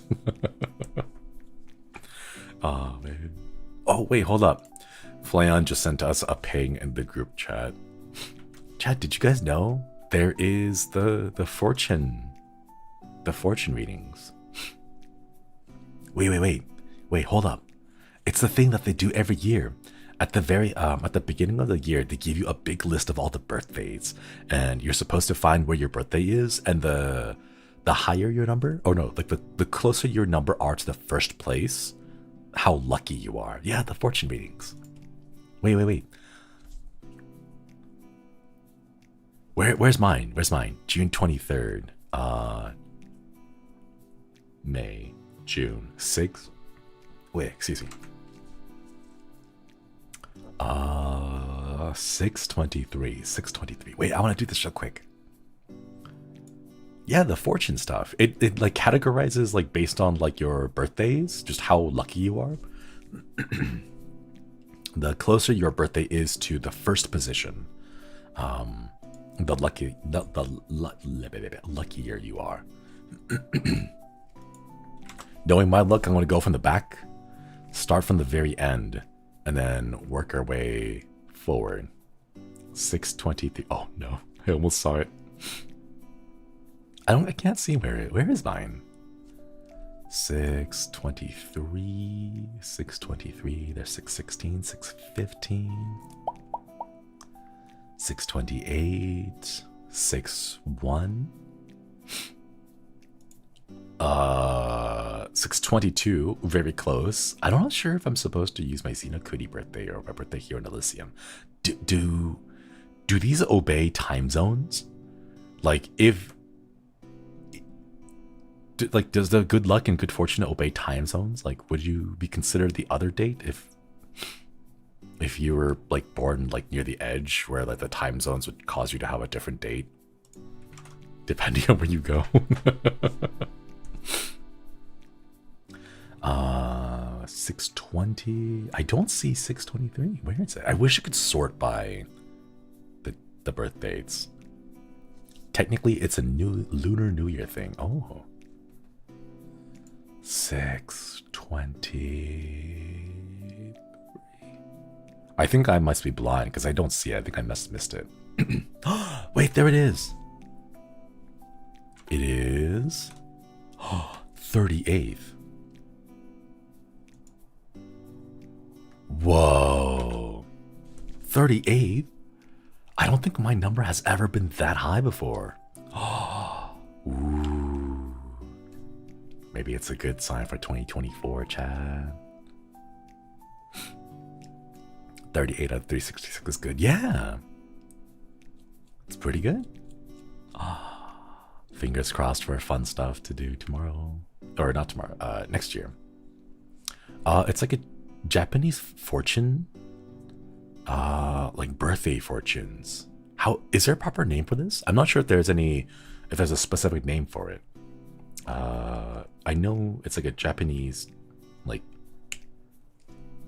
I'm not sure if the word is tradition, but like it's a thing. It's a thing they do that. I don't know what the name is. Sorry, Jen.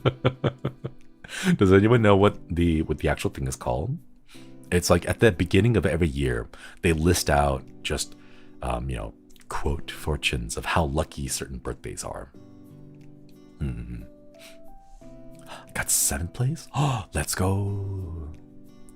if you don't want to like announce your birthday, because like announcing the date or like the position you're in, could dox you. So if you don't want to share it, no worries, that's okay. Who's in first place? July 4th is supposed to be the luckiest birthday of 2024. Yeah. Lucky birthday rating or something like that. But yeah, so I mean, it's like there's 367, 65, 66, 65 days. So mathematically, he'll be all over the place, but you know, he's all good though, all good. Even if your birthday shows up near the end, you can still work hard. It's not a real like determination thing. You still have the ability to make that year the best for yourself too.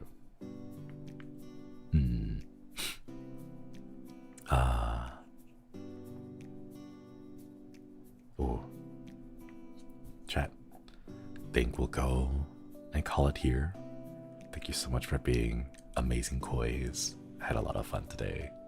I want to see some fan art of just getting Nihongo chosen by the ghost on a spirit box. I still think that's absolutely hilarious. You know, like you talking to a spirit box.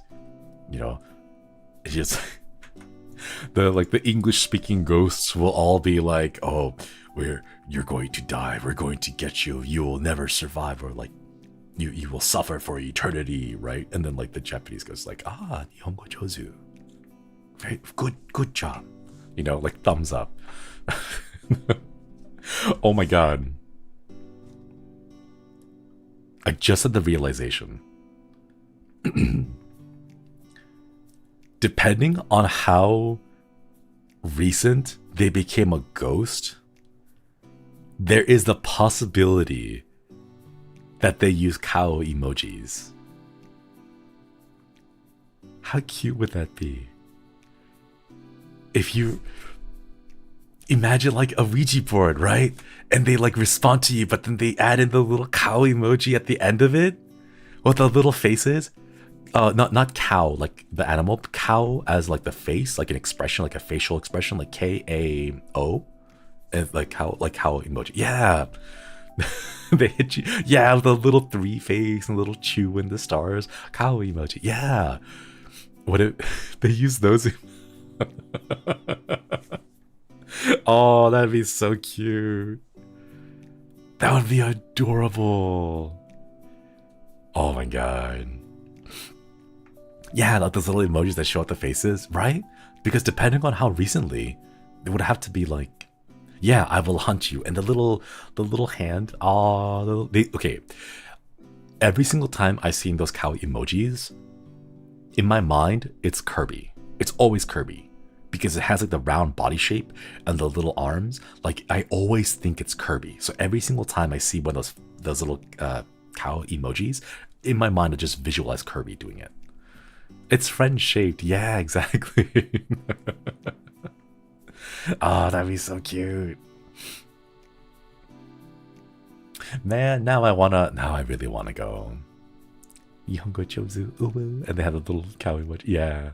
Imagine the spirit spelling out drawing in ASCII art. Oh, it takes so long. Your days are numbered. Uwu. The little crying face. Oh. Yeah. Very cute though. Ah, my heart. My heart. I want a technological ghost. I want a techno ghost who only talks in cow emojis. I think that'd be really cute. Like, instead of holding up a sign that has a message on it, they're like, you know those TV faces? I want that. I want a ghost who's like a techie ghost. They only communicate specifically in cow emojis. That'd be so cute. That'd be adorable. Oh my god. No, chat. We're gonna go on forever if I keep talking about this. Wait. Okay. For real this time, though. For real this time. August 19th, 2023 at 7:43 p.m. Ooh. Alright, chat. Should do an Ouija board with just cow emojis. Oh, I should. That'd be really cute. Okay, but no. I have to call it here. To go get some food because I haven't eaten today. I like just got back. It's at the waiting room, so wait. Alright, chat. I will see you all tomorrow for my to stream my point of view for the Lethal Company collab. Wait. Ooh, but Ikemen version. Ooh. Alright, chat. Bye bye, everyone. Koyasumi.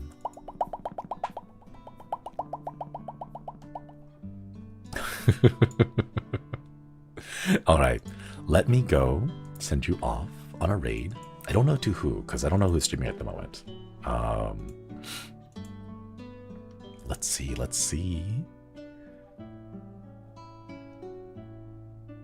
Oh. Okay. Just based off the thumbnails, I'm gonna send you off over to Gerard's stream because apparently he's gonna eat an onion. The bite of 27. I don't know what that means. The 27 what? 27? I don't know how it's gonna go, but oh, he just ended. Ah, darn. Okay, we'll send you over to Ruse's channel then, because he's still streaming. He's creating Dungeons and Dragons characters for all of the Armus boys. Yeah, so we'll send you over there to his stream.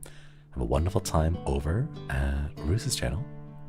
We just missed it. Ah, I kind of do want to see what his reaction is to eating that onion. It makes me think of, chat, do you guys remember Iron Chef on the Food Network, where the host guy, the opening scene has him eating and just biting into like a raw bell pepper? I remember that. Like, that's what I'm imagining him to do. Just like biting into, okay, no, I'm ranting again. I'm rambling again. Okay. Let me send you over to Ruse. Have a wonderful time over at his channel. Thank you all again for spending a couple of your hours here with me. See you all tomorrow. Koyasumi, everybody. Koyasumi.